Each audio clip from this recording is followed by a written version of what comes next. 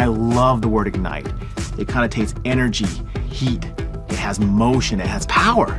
Microsoft Ignite is the big bang of productivity. Ignite is about sparking ideas that make a powerful difference. At Microsoft Ignite, it's about trying to get that spark to catch with a whole bunch of people coming from different backgrounds and understandings in different product areas and create a conversation that you won't find anywhere else. In the past, we've had separate conferences for each of these important areas. This is the first time we've pulled together all of these different conferences into one place, one time, one meeting, so you can get that full perspective. Enterprise technology is evolving at a lightning fast speed. You'll hear our Microsoft vision around all the important industry trends. Big data, intelligence, Cloud, unified communications, Mobility and productivity and how social plays into that. And get a sense of what our roadmap is for delivering those technologies. The most important aspect of any event like this is the community.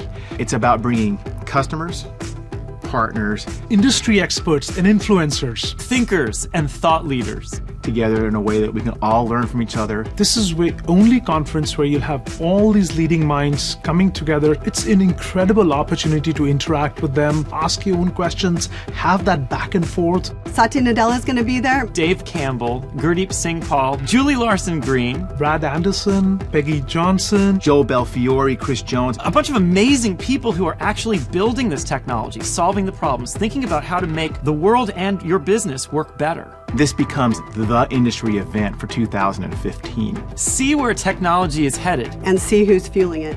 Come join the conversation, get inspired, and engage with the greatest minds in the industry. See you in Chicago in May.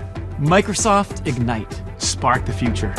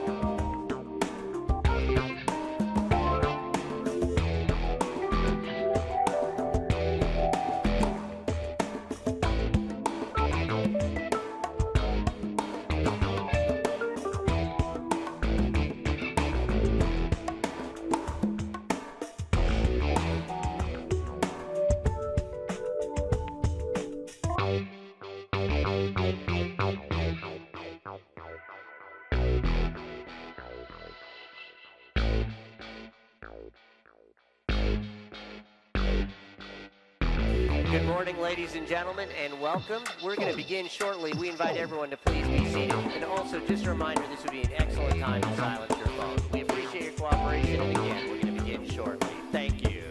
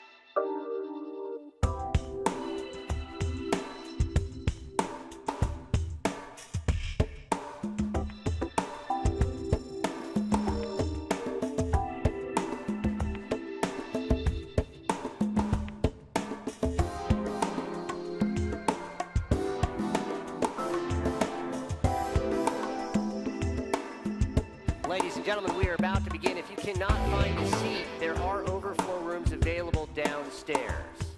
So there is that option. Again, we're about to begin. Thank you very much.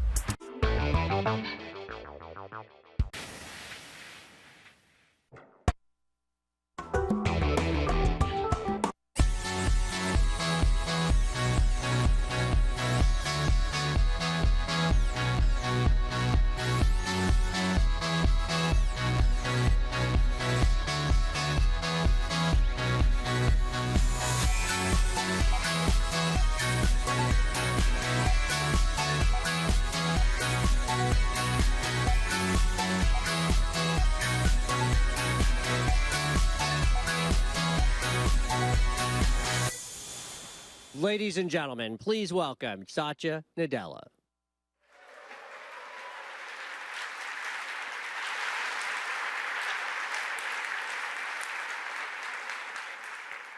Good morning, everyone, and welcome to Build 2015.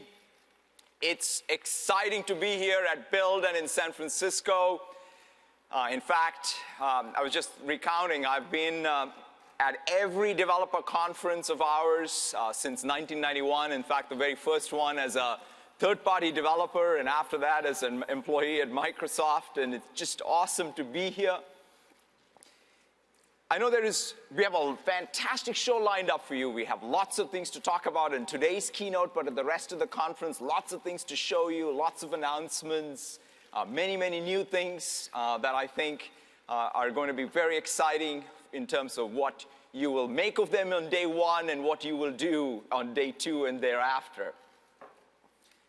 For me, in some sense, this conference is all about celebrating and challenging the creativity, the ingenuity that you all bring to build new and great things on top of platform innovations that we make available to you.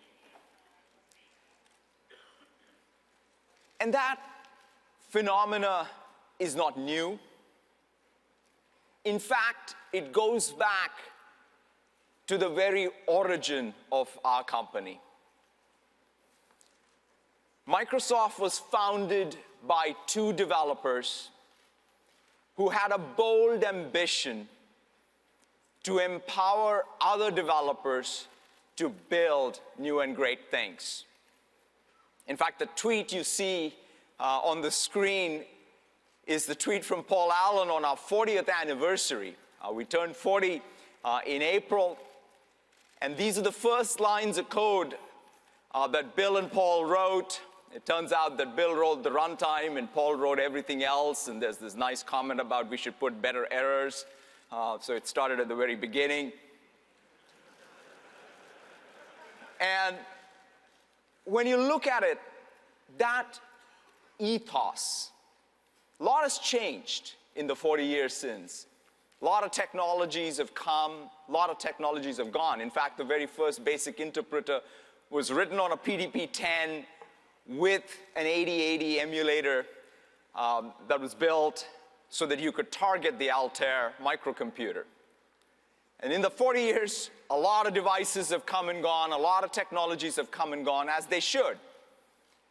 But what has remained constant is that ethos, that core that we are a developer company and a platform company first. It is our mission to empower every person and organization on the planet to achieve more. And when we talk about empowering every person, it starts by empowering every developer. What you will hear us talk about in this conference, and even in this morning's keynote, is perhaps the broadest lens through which we've viewed developers, development, and platforms. We're going to want developers, from student developers to startups to enterprise developers to ISVs to people writing mobile apps to people venturing into virtual reality and mixed reality. All of these developers to come, exploit, take advantage of the platform innovation that you will see this morning and throughout this conference. We also want to make sure that we build bridges for you. We want you to be able to bring your skills, your technology choices, your languages to our platforms and then build from there new and great things. That concept or that approach is something that's going to be deeply ingrained in everything we do across all of our platforms. Over the last year, I've had a chance to talk to many developers throughout the world. I met a couple of student developers who won the Imagine Club last year from Australia. They built this fantastic mobile app that it made it possible for you to be able to detect anemia in children by just using a simple app and taking a selfie. And that app now is changing lives in Africa and other developing parts of the world. I had a chance to meet a middle schooler in the Bronx, a girl who built a robot that could walk the stairs, and in her eyes I could see that that was just the very beginning of what she is going to do. I had a chance to meet some enterprise developers in Germany working in an industrial equipment manufacturer. And they were fundamentally changing, transforming their business to becoming a software company, a SaaS company. And so I thought that it's perhaps appropriate to kick off Build by talking to one such developer. In fact, he's a musician who had a dream, and he calls himself an accidental developer, but who had a dream to change how music is composed. Please help me welcome David William Hearn. Hi, David. Hi. It's great seeing you. Great to be here. Thanks for coming up.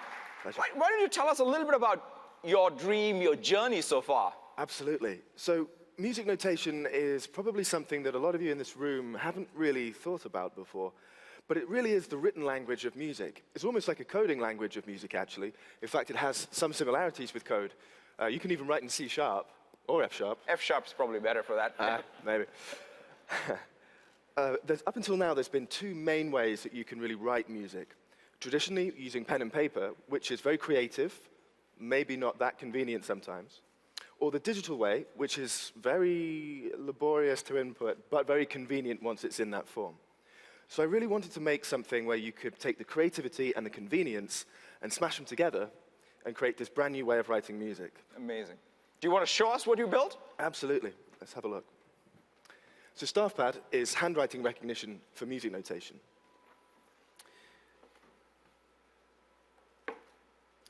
I've actually been working on a piece the last few weeks, a piece for string quartet and piano. And as you can see, I can use touch to interact with the score. You can see we've got a big score here. This is no nursery rhyme. And let's scroll to the end, and we've got a couple of bars left to do, so I figured we could finish it up on stage. Oh, for sure. You're talking to a music illiterate, but go ahead. Oh, well, yeah. I don't know how to run a big company. So. OK, let's just take the pen, and I'm going to start writing in the bar. It's very natural. The idea behind the app was that if you could write music, you should be able to, hey.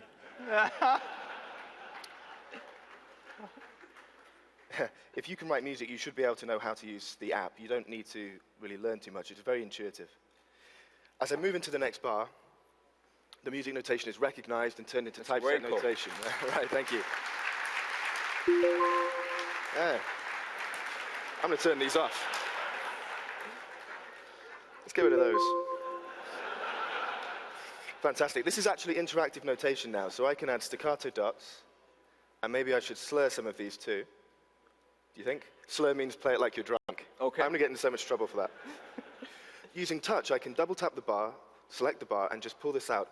And this is the great thing about Surface and Windows. It was really the only platform that we could do this for, because it really understands the difference between my fingers and the pen. And that's really key to making this intuitive and natural. I'm just going to take this last beat. We're going to erase that using the pen eraser. And I'm going to draw in a string run here. And pull that up. And you can see there we've got a nice fast string run up to the top.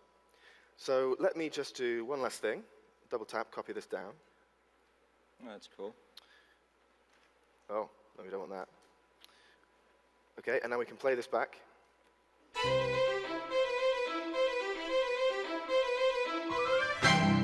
And there you go, we finished Awesome, the piece. awesome, awesome. Thanks very much. What's been the reaction? I know that this has been out for a few months, is it now? No, just a few weeks. A few weeks, And the okay. reaction has already been absolutely incredible, breathtaking, really. We've heard from people all over the world. We heard from an 11-year-old composer who's writing her second opera on the app, not her first, her second, and a 91-year-old who's fallen back in love with writing music again. It's really been, there's students using it in the classroom, and it's really just an incredible reaction. It's been breathtaking. Awesome. Thank you so much, David. Thank you. Thank you Thanks very a lot. much.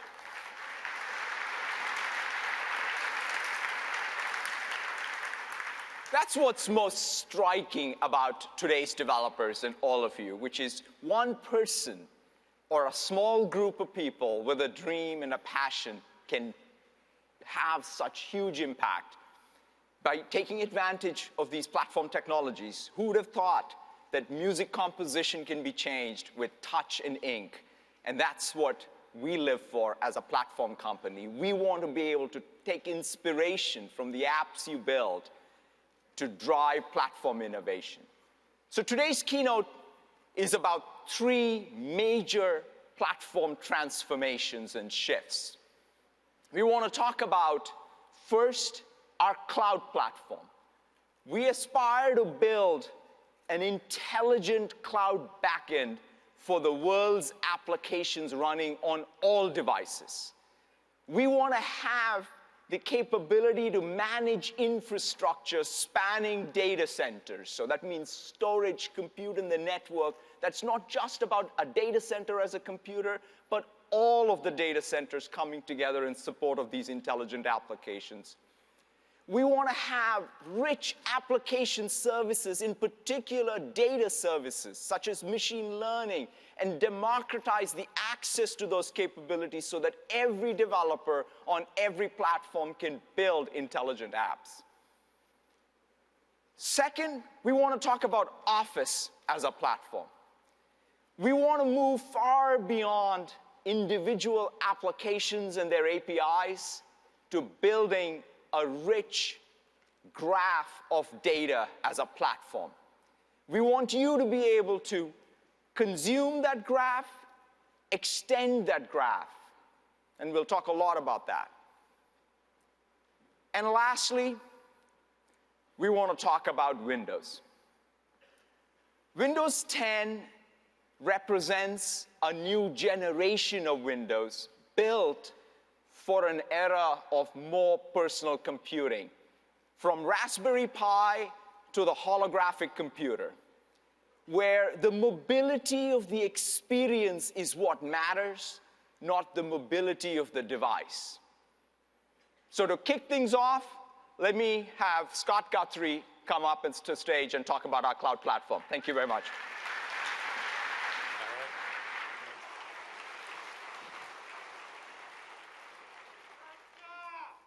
Thank you. Well, good morning, everyone, and welcome to Build. Satya just talked about our 3 core ambitions as a company. I'm now going to continue the conversation and talk about the work we're doing to build the intelligent cloud. This is a broad ambition that spans a wide range of cloud services at Microsoft, including Office 365 and Dynamics. Today, though, I'm going to talk about the work we're doing to power this ambition using Azure. Azure is Microsoft's cloud computing platform and enables you to move faster and do more. Azure is a hyperscale cloud platform, and over the last several years, we've built out Azure to run all over the world.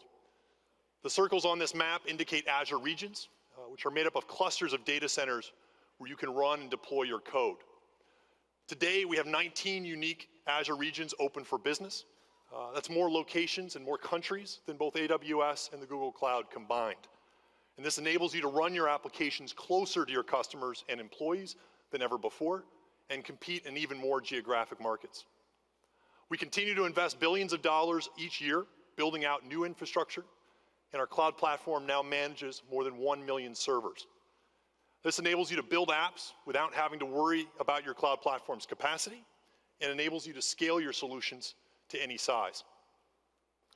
Azure offers the choice and flexibility of a full spectrum cloud. It enables you to build apps that scale from personal projects up to global scale applications. You can start from scratch for new greenfield apps, or you can easily leverage your existing investments and skills. It's open, it supports the ability to target multiple devices, use multiple operating systems, programming languages, frameworks, data services, and tools. We allow you to put all of your app in Azure or support hybrid deployments that span on-premises or other clouds. You can choose to use Azure just for infrastructure and just use it for base compute, storage, and networking. But you can also take advantage of a coherent set of highly engineered services to build your apps even faster. And our cloud platform and tools combination together deliver unmatched productivity and enable you to move faster and be even more successful. It's been a busy 12 months for the Azure team since our last Build conference a year ago. We delivered more than 500 new Azure services and features in that time, and have greatly expanded the footprint and capabilities of what Azure delivers. And what we're seeing is, as we're kind of expanded our feature set, as we've expanded our footprint around the world, we're seeing the usage of Azure continue to rapidly grow. We have more than 90,000 new Azure customer subscriptions now being created every month. And those customers are creating some really amazing applications. More than 1.4 million SQL databases are now being used by applications hosted inside Azure. We have more than 50 trillion objects now stored in the Azure storage system, 425 million users in our Azure Active Directory system, 3 million developers registered with our Visual Studio Online services, which are our online suite of developer SaaS offerings. And we're seeing the growth and traction of Azure happen not just in the enterprise and business user space, but more than 40% of our Azure revenue and usage now comes actually from startups and from ISVs. Behind these large momentum numbers are some truly amazing customer stories. This slide contains some of the logos of just a few of the companies doing great things in Azure. And throughout today's keynote, you're going to hear me talk more about some of their specific stories and some of the reasons why they're using Azure. Now, one of the things we know is that a cloud platform must offer the flexibility of choice. Azure enables you to use the best of the Windows ecosystem and the best of the Linux ecosystem together. Azure enables you to easily reuse the skills you already have, regardless of the programming languages you use. And we allow you to take advantage of both core infrastructure capabilities and higher level platform services. And Microsoft's unique in that it's the only hyperscale cloud provider that architects those higher level services and programming model capabilities to run in multiple environments, including both on-premises data centers that you already have, as well as other clouds besides our own. Now, from the beginning and with Azure, we've embraced open source in a very deep way. And over this past year, in particular, we've taken a number of significant steps to use open source even more broadly. Last year, we announced our plans to deeply embrace Docker and the Docker ecosystem with both Azure and Windows Server, and make containers a fundamental part of our application platform. We've also open sourced our core .NET runtime technology and announced our plans to support it on multiple platforms, as well as obviously make it first class when running within containers. And this combination is really powerful and enables even more developer flexibility and choice. What I'd like to do to kick things off is actually invite Ben Golub and Mark Ruzinovich on stage here to talk about this work and show off a pretty cool demo of them in action. So here's Ben. Way you go.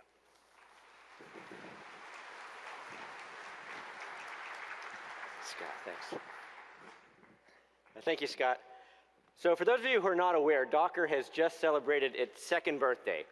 And so frankly, we're used to thinking of Docker kind of like a human 2-year-old. You know, it occasionally stumbles, occasionally spits up, and keeps those of us who are closest to it up at night.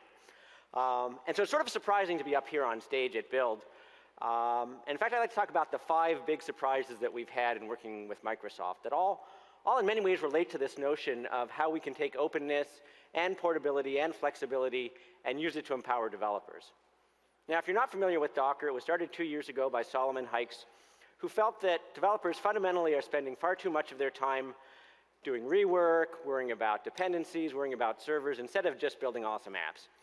And the initial innovation was, let's make it possible to take any application and its dependencies, package them up in the digital equivalent of a shipping container, and enable any application that's Dockerized to interact well with any other Dockerized application and run on any server.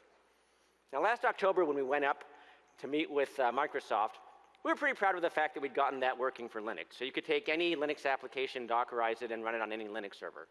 And quite frankly, we thought we'd leave Redmond with an agreement to make Docker for Linux run well on Hyper-V or run well in Azure. But then we had the first of those big 5 surprises. And the first big surprise was that we were not only going to work on Docker for Linux, we were going to work on Docker for Windows. And so we're going to enable the 4 million Docker Linux developers to join all of the millions of Windows developers and make it possible using standard Docker, using open source, to take any Windows application, Dockerize it, and run it on any server. Second great surprise that we had was this was not only about code, it was also about content and collaboration. Now, if you're familiar with Docker, you know we have a service called Docker Hub that has about 120,000 Dockerized apps. Microsoft has not only integrated Docker Hub into all of its developer platforms, but is contributing actively to Docker Hub, not just Dockerized Windows components, but all of these great new open source .NET and .NET for Linux components delivered again as Docker containers through the hub. Third great surprise that we had was that Microsoft embraced the notion of what you need to do to make multi-container apps work. And they embraced the notion that if you want to make multi-container apps truly portable, you have to be open about how you do orchestration as well.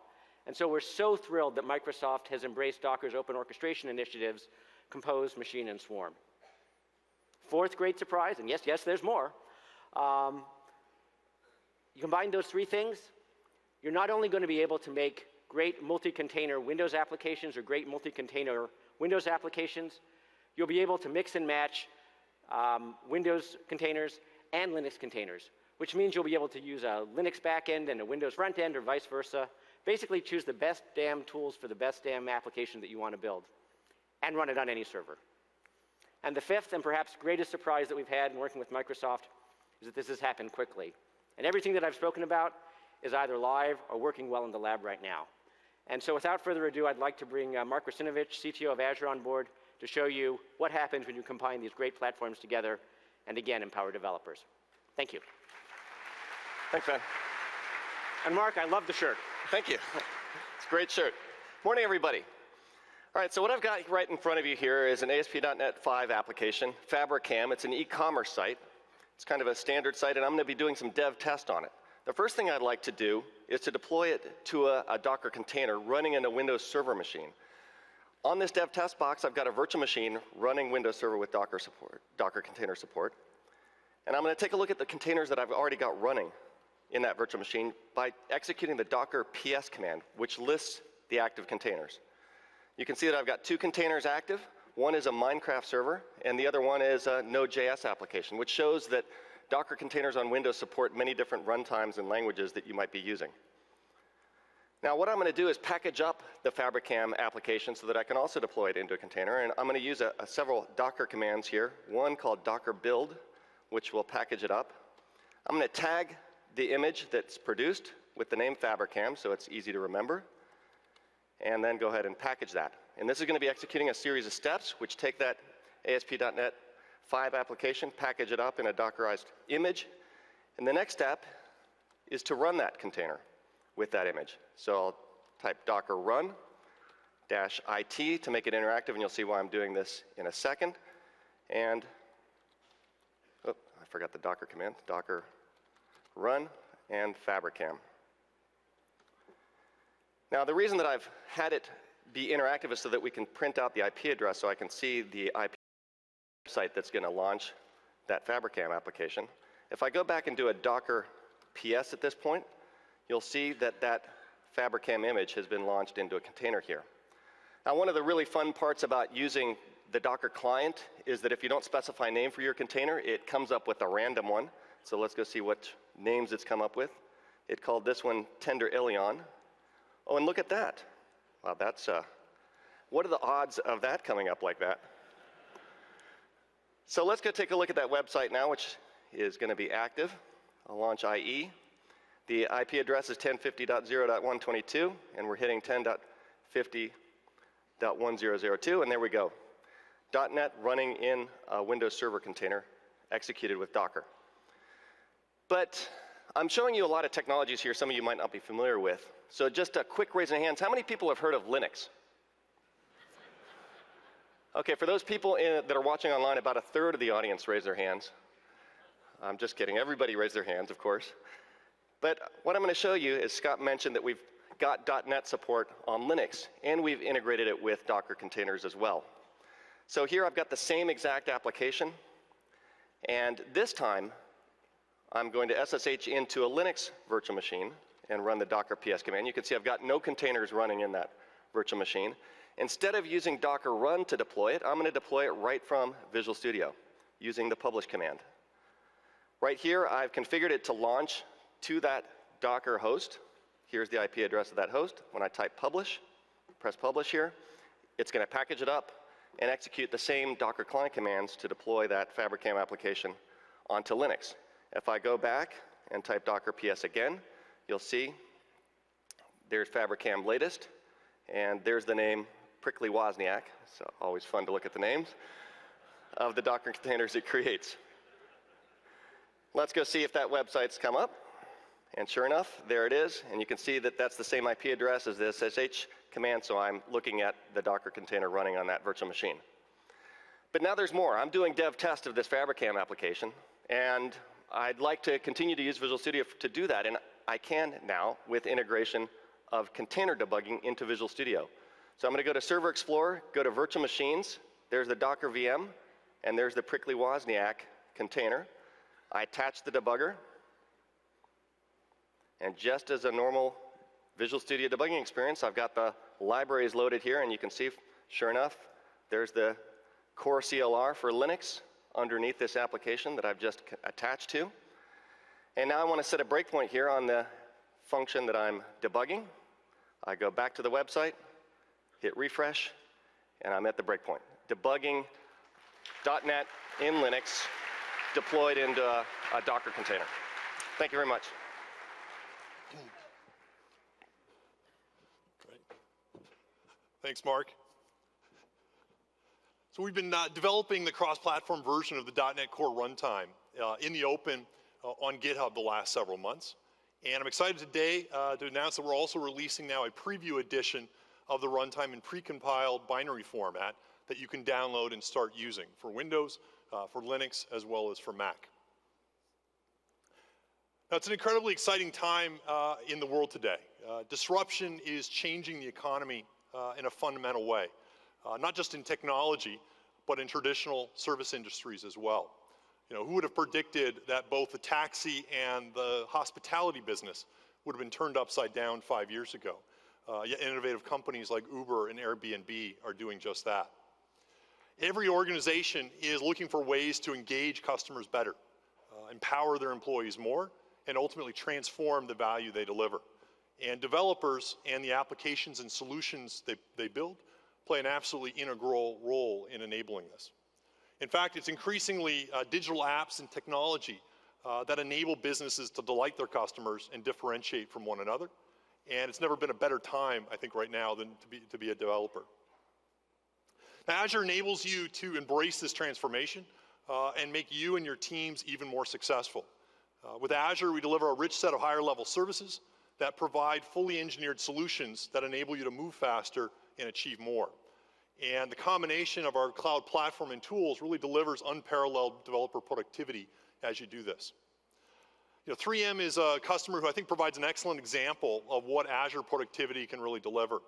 3M is one of the largest companies in the world. They have 88,000 employees and literally deliver tens of thousands of products. And 3M is using Azure to build the backends for many of these products now. And they love the agility that Azure provides them to move quickly and deliver even more value. And one of the initial projects they hosted on Azure was an internal mobile app that they wanted to provide to their sales force to sell a new offering that they just actually come out with. And a small development team that actually never used Azure before signed up on a Friday and basically spent the weekend building the app, and had, by the end of the weekend, had a fully production-ready version deployed on Azure, ready to roll out to their sales force on Monday. And this ability to quickly create robust, enterprise-ready applications with super fast development cycles has really provided 3M with incredible business agility and helps them move even faster as an overall organization.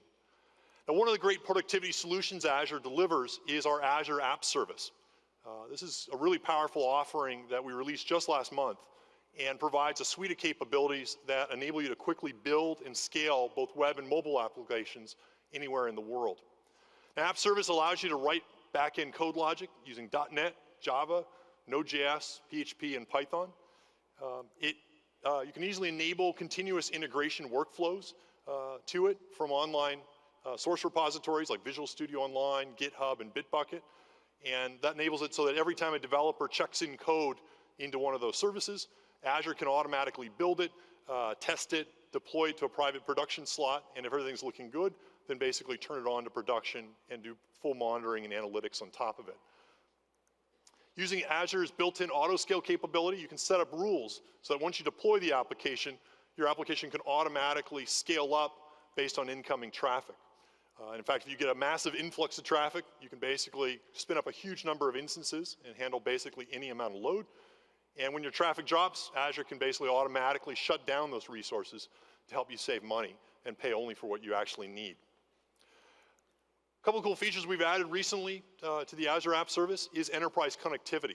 And this allows you the ability to set up a virtual private network that allows you to connect back to an on-premise enterprise network and access apps and data that you wish to make available in the cloud. This makes it really easy to integrate with existing enterprise solutions you already have. And Azure App Service also now provides support for easily integrating data and functionality from popular SaaS solutions like Office 365, Dynamics, and Salesforce. And you can use the Logic Apps functionality within App Service to create long-running workflows to automate business processes. What I'd like to do is invite Scott Hanselman here on stage to show off our Azure App Service and what you can build with it.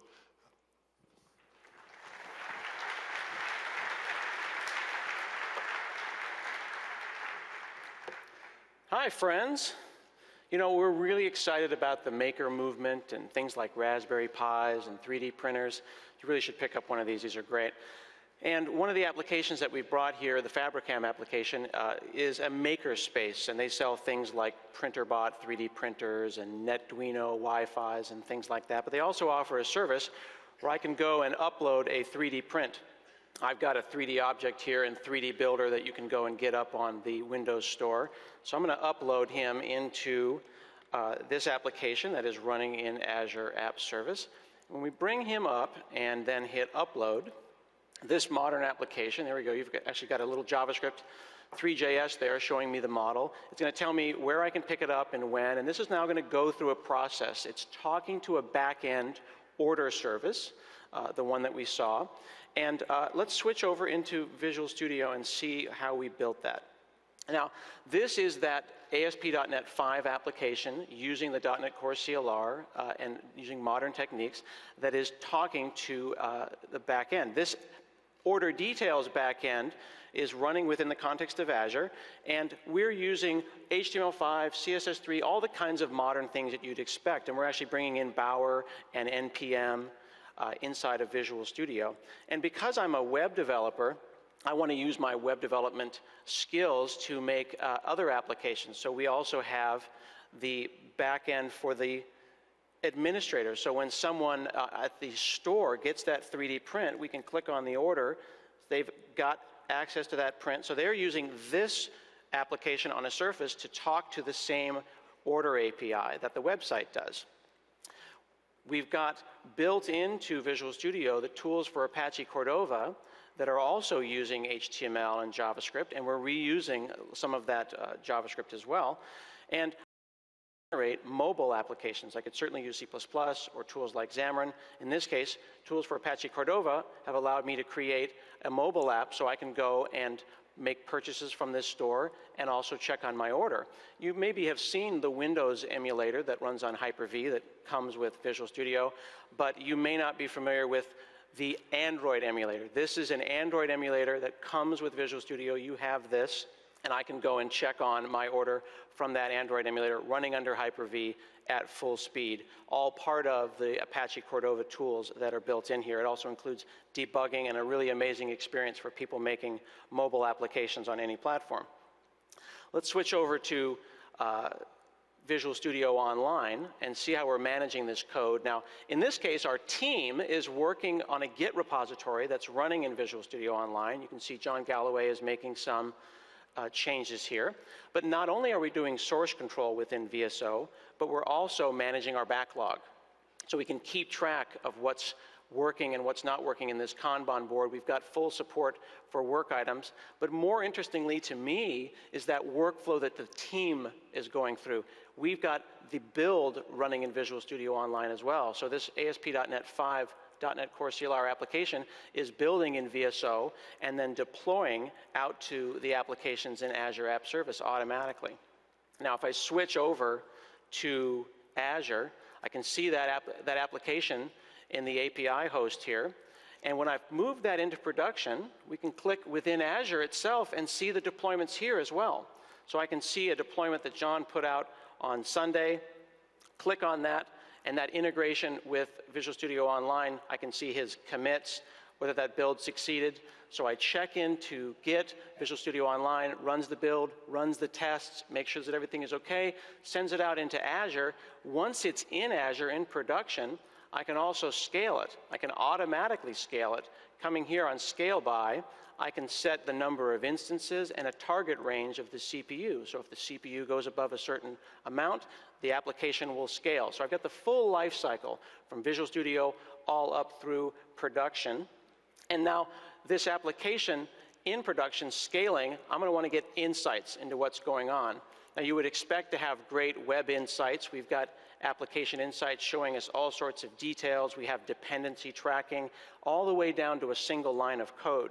So from Visual Studio and Azure, you've got the best DevOps that allow teams to create both web and mobile apps. But with our recent integration of Hockey App, I've got the same deep insights for mobile applications. So inside, integrated into Azure, you can see here the mobile app, crashes, events, sessions by country. I can go all the way down to a single line of code. And here's actually the iOS version of this application.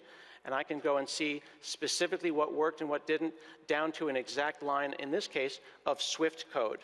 So it's a 360-degree view of any platform, from the highest level all the way down to the lowest level, to a single line of code.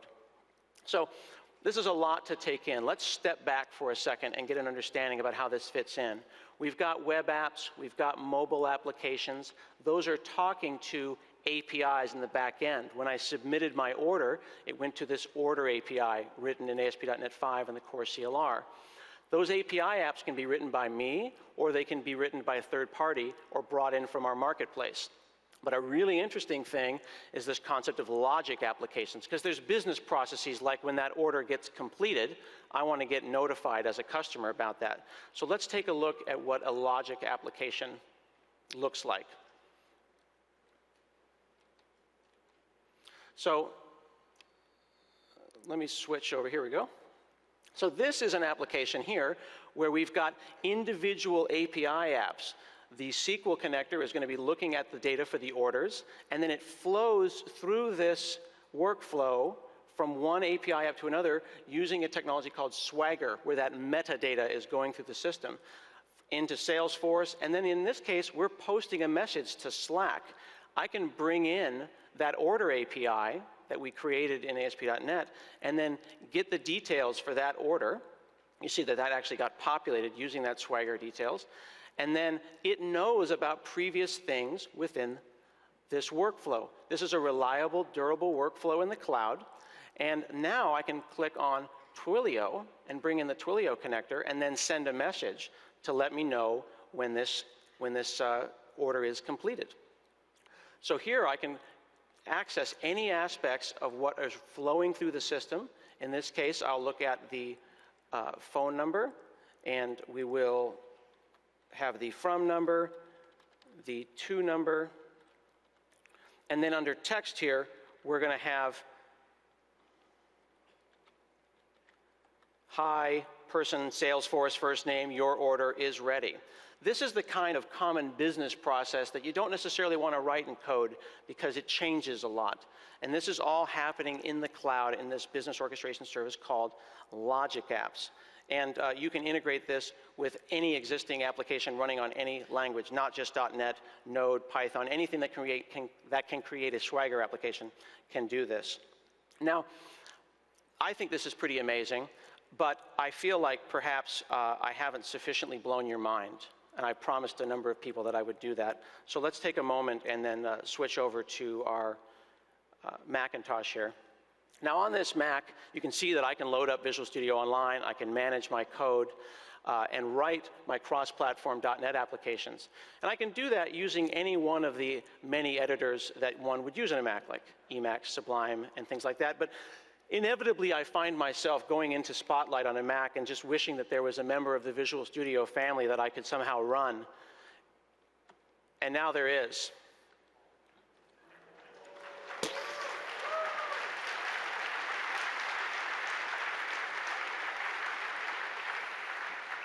I'm really, really happy to announce that Visual Studio Code, this is a code-optimized development tool that runs natively on Windows, Mac, and Linux.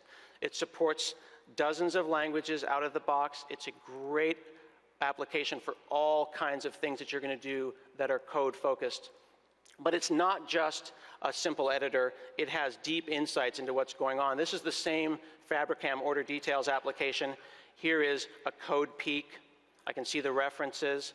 I'll go into order details. From here, I can hover over individual objects, get information about them, and help. And I get real IntelliSense, not just autocomplete. In this case, powered by the open source tools of Roslyn and OmniSharp. So this is pretty freaking amazing. I can also do things like this. We'll bring in a little refactoring here, make a change, save this, and I've got Git and diffs. And I can push it to Visual Studio Online, where it will then run through the process, be built, tested, deployed, and scaled to Azure, which is pretty fantastic. Visual Studio Code, but this is still not really blowing my mind. I feel I could do even better. So why don't we take a moment and switch over to Ubuntu.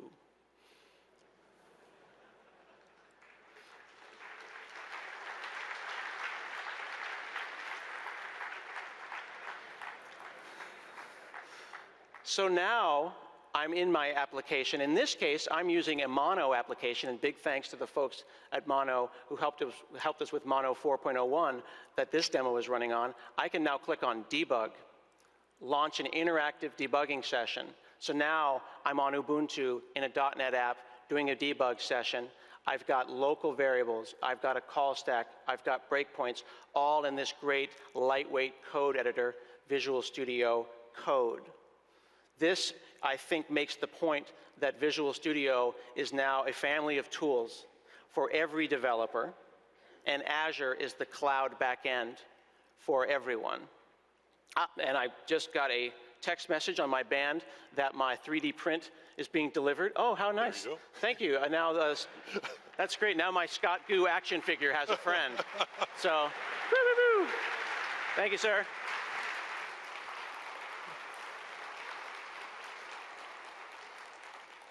Well, thanks, Scott. That was a kind of a great example of the type of end-to-end productivity that the combination of Azure and our Visual Studio family now provides. You can see, as Scott mentioned, really a 360-degree view from coding to deployment to testing to source control management to running and scaling your application. It does it all. You also, from the chairs, saw our newest addition to the Visual Studio family, which is Visual Studio Code. Visual Studio Code is a code-optimized editing environment. It's small, fast, and code IntelliSense and debugging support. And as you saw, it has full integration for Git. And one of the things it can be used on Windows, on Mac as well as Linux development machines. And I'm really excited to announce that we're going to be making it available for free.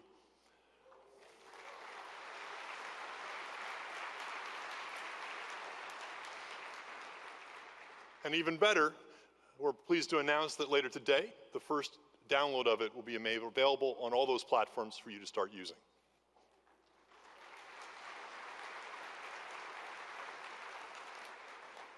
Now, our mission with Visual Studio is to provide best-in-class tools for every developer. And we now have tools for developers who like lightweight code-optimized editors, as well as for those looking for a full development enterprise IDE. And with Visual Studio Online, as Scott showed, we now provide a full suite of developer services that run in the cloud that deliver a full application lifecycle management experience, including source control, bug and work item tracking, continuous integration builds, load testing, performance, crash analytics, and a whole bunch more. What's great is you can take advantage of all these services directly from any of our Visual Studio development tools, or you can also use them from any other development tool as well. This really enables you to build amazing applications in this mobile-first, cloud-first world. And we're really excited to talk more about this in the breakout talks and all the great features that are coming in Visual Studio this year. Now, Mark Andreessen wrote a famous article a few years ago where he talked about how software is eating the world and about how companies will increasingly deliver their value through online services. Today, more than 90% of all technology companies are now delivering or building online SaaS services to deliver more value and better connect with their customers. And many of our biggest customers using Azure today are using it to build and deliver SaaS services to their customers. This includes both born-in-the-cloud companies as well as enterprises that are reinventing themselves by becoming technology firms. AccuWeather is a great example of one of those companies. They're one of the largest weather forecasting services in the world. They were originally actually an AWS customer and then switched to Azure to power their weather service. They process more than 6 billion data requests each day through their APIs for temperature and weather forecasts. And they use Azure for weather prediction as well as to power all of their iOS, Android, and Windows apps. DocuSign's another great example. They provide an electronic signature signing SaaS service. They've been growing at 300% year over year for 7 years now, and they now service more than 120,000 enterprise customers. And they're a fantastic example of a successful startup, and their valuation is now worth billions. GE Healthcare is working to provide their customers, who are doctors and hospitals, easier ways to collect, analyze, and report healthcare data. And they've deployed multiple SaaS applications on Azure while meeting the most stringent regulatory environments. This week at Build, we're going to talk about a number of new technologies that we're delivering that enable you to build great high-scale SaaS services like these. One of the technologies we're going to talk about is something we call Azure Service Fabric. Now, Service Fabric is a high-control distributed computing framework. We created it to power our own high-scale cloud services, and we've battle-hardened it over the last several years under extreme loads and super demanding requirements. It supports the ability to create cloud services composed of both stateless and stateful microservices. And it has support for hyperscale-out deployments, self-healing and quorum management, as well as the orchestration of code updates. And we're going to release the Service Fabric SDK to make available on both Windows as well as Linux systems. The first download of that will be available this week. And in addition to supporting Azure, you'll also be able to use it to build great solutions that run in a multi-cloud environment. We have a great set of talks later today that'll go into more detail on it. Now, when you think about building great SaaS applications, one of the things that's sort of fundamental to building those is to be able to do great data management. And Azure supports a wide variety of data storage and management solutions. You can use pretty much every commercial or open source data management offering on Azure. And Microsoft also optimizes and delivers both relational and NoSQL data solutions as highly available managed services that you can basically deploy and use. Our SQL database offering is one of our most popular offerings. It's a cloud-native database as a service. It's highly available, durable, and fault-tolerant, and enables you to store and manage data without having to worry about infrastructure, patching, software updates, or backups. That's all built in as part of the service.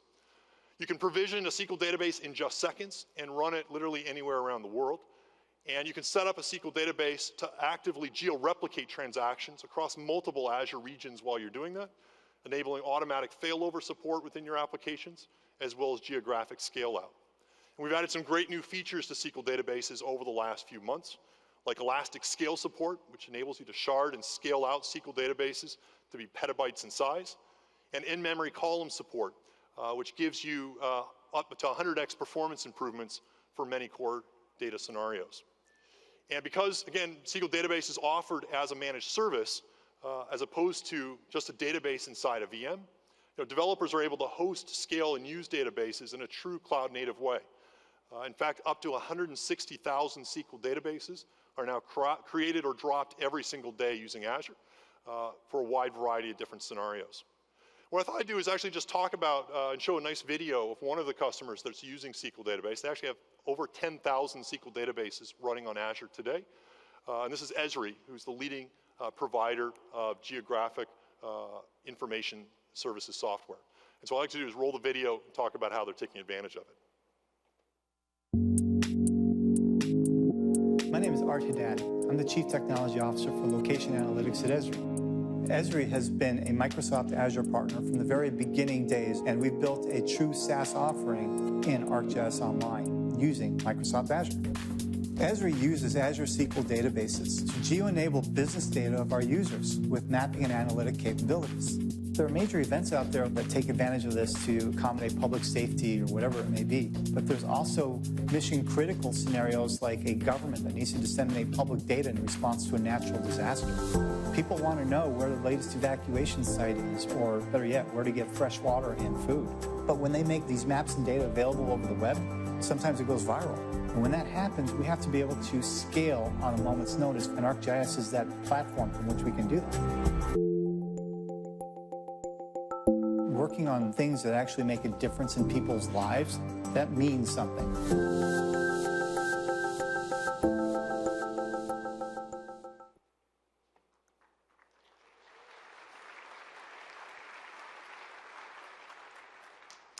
I'm excited to announce today a number of great new enhancements to our SQL database service that you can start using immediately. These include TDE support, which provides the ability for you to ensure and control encryption at rest policies within your databases. Full text search support, which enables you to run text queries against your data. And a new capability I'm particularly excited about called Elastic Database Pool, which enables you to better manage lots of databases at even lower cost and is perfect for SaaS solutions. Now, one of the common challenges for developers that are building SaaS-based applications that serve lots of B2B customers is architecting for the right data model. One approach is to use a shared database where you have lots of customers sharing the same tables of data. This is good from a resource cost perspective, but it introduces high operational complexity into your application. Now, another approach that many SaaS apps use is to maintain a separate database per B2B customer. This provides great data isolation, and ensures that no two companies' data is ever stored in the same database. But in the past, it's typically been more expensive since each database uses a separate set of resources. Today, we're really excited to introduce our new Elastic Database Pool support, which gives you the best of both worlds. Elastic Database Pool enables you to maintain completely isolated databases for each of your B2B customers, but then allows you to aggregate all of the resources necessary to run those resources or databases into a common resource pool. And this allows you to smooth out the peaks and dips of different databases within your SaaS app and allows you to end up using far fewer resources to run your application. And the end result is that it saves you lots of money while also improving the overall operational complexity of running your SaaS solution. What I'd like to do is invite Laura on stage to show this off in action. Thank you. Hi. We're going to walk through some great new updates with Azure SQL Database, and SaaS developers are going to love this stuff. As Scott just talked about, you can let Azure dynamically manage your database resources using an elastic database pool. And the best part is, this could also save you money. When you first create a pool, one of the big things to make is, what databases should you even put in the pool? We've removed a lot of this guesswork. We're using machine learning behind the scenes to produce a list of recommended databases to go into a pool. We're going to take that list of databases and we'll just add them. We want these databases to dynamically use a pool of resources. So we have these visualizations that help us properly size what that pool should look like based on the databases that we've selected. But what's also very important is that you can specify the minimum and maximum performance characteristics of all of your databases. And basically what this means is any database can have a spike in performance, but they're not going to end up being a noisy neighbor to any of the other databases in the pool. Now you don't have to worry about what size you're going to give your database. It's S0, S3, S1. Just let Azure dynamically figure that out for you. You're going to have the best cost for your company, and you get the best application performance for your customers. Let's go through some developer stuff. We have this report, and this is a report for the Fabricam company, and it allows franchise owners to see how their stores are performing. The really cool thing about this report is that it's aggregating live data from all of the databases in our pool. We had 30 databases. And it's using a single connection string and a single query. In a few weeks, we're going to deliver, in preview, Elastic Database Query. And creating a report with a single connection string against a group of databases will be as simple as a select star. And finally, how do you manage updates and changes when you're in the SaaS world? You have tens, hundreds, thousands of databases. How do you make updates to all of those databases? For example, with our world, we may want to restrict the rows of data so that each franchise owner only sees the data for the stores that they own. Well, Azure SQL Database delivered row-level security some time ago. We want to implement that, but that's going to require a change to all of our databases.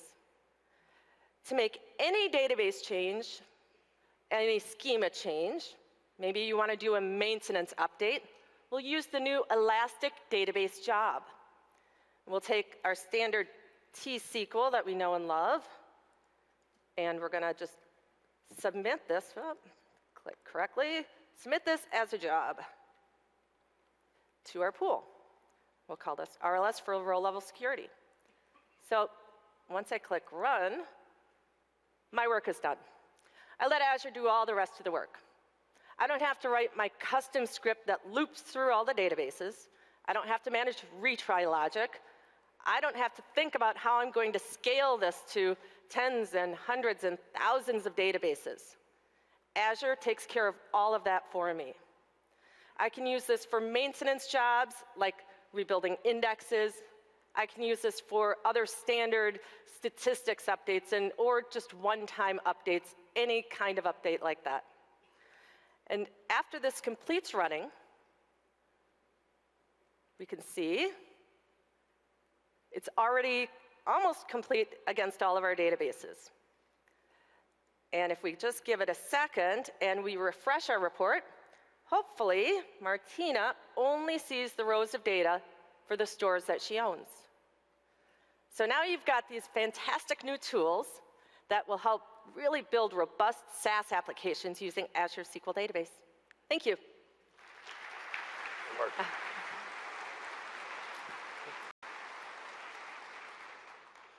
So as you can see, we're adding lots of great enhancements to our overall data story in terms of enabling you to store, operationalize data, whether it's in a single database or across thousands of them.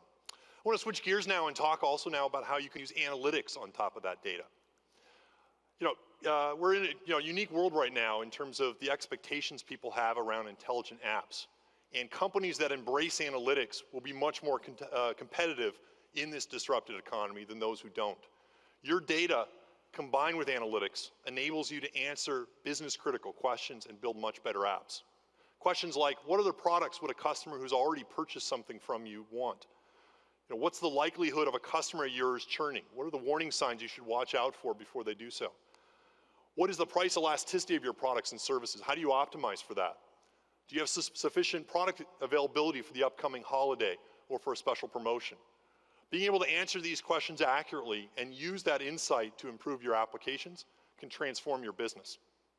Now, in the past, answering questions like this was painful. Data warehouses took months to set up, and integrating analytic systems was hard. With Azure, we now provide a suite of highly engineered analytic services that make answering these types of questions easy. And enables you to basically maximize the value of each byte of data that your application stores and processes. Each of these services on the slide can be provisioned in minutes, and composed together, they provide complete, full solutions. And today, I'm excited to announce 2 new Azure services that we're launching that complement this existing offering even further and make it even easier to unlock insights from data. Our new SQL database service makes it easy for anyone to set up a data warehouse to aggregate and store data in just minutes. You can elastically scale the SQL data warehouse service to store petabytes of data and independently scale compute to match whatever resources you need to process it. Our data warehouse offering makes it easy to interactively query and visualize all of the data stored within it, as well as operationalize machine learning on top of it. And I'd like to do is show a quick video of it in action.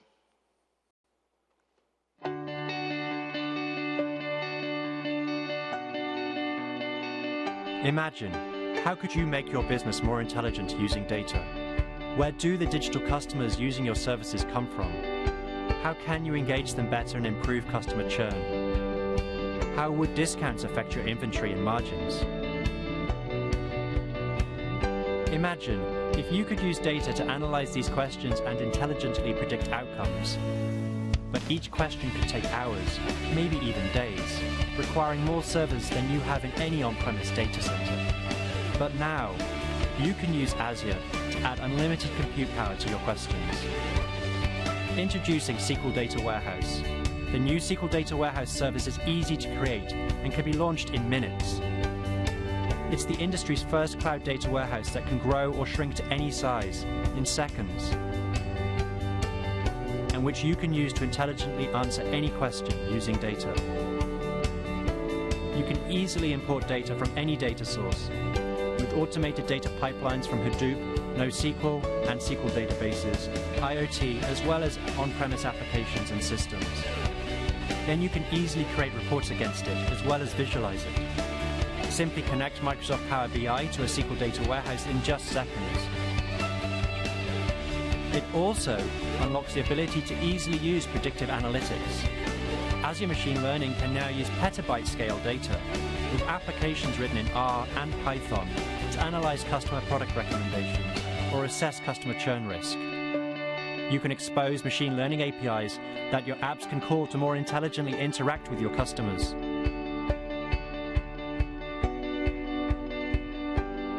A data warehouse that can scale up in seconds enables Power BI and Azure Machine Learning to tap into unlimited query power. So you can visualize and explore unlimited scenarios. The power to use data to build intelligent apps has never been greater.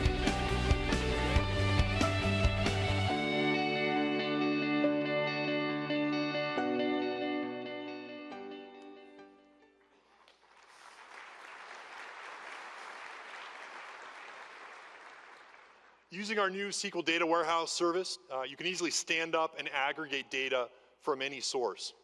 You can archive data from your operational SQL or NoSQL databases. You can also then aggregate that data from on-premises data like an SAP system or a Dynamics system. You can also easily aggregate data from a Hadoop cluster and be able to import any type of data from that. Now, once your data is in the data warehouse, you can then easily visualize and interact with it using our new Power BI service. This provides a rich way that you can visualize your data and ask questions of it. You can also run reports against it, as well as stand up and use machine learning to create predictive models on top of that data. Now, one of the things that makes our machine learning service so powerful is that once you create a predictive model with it, you can then expose it as an API that your apps can now call and use. And this basically means the more data you get, the smarter your apps get. virtuous cycle that really allows you to build some truly amazing systems. Now, there are other data warehouse offerings in the market today, and AWS has seen a good uplift with its Redshift offering. I thought I'd just spend a little bit of time talking about how now Azure is even better. Unlike Redshift, you can independently adjust the amount of compute and storage that you use with a SQL data warehouse. This allows you to reduce costs and pay only for what you actually need. You can automatically scale up your data warehouse in seconds. This is a big difference versus Redshift, where typically it takes hours or even days to rescale your data warehouse, and your data warehouse goes into a read-only mode with perf degradation. This allows you to basically increase and decrease pretty much at will. Redshift doesn't have the ability to pause a cluster, and so unlike SQL Data Warehouse, where you can pause when you no longer need your data warehouse and pay only for storage. This allows you to reduce costs and pay only for what you actually need.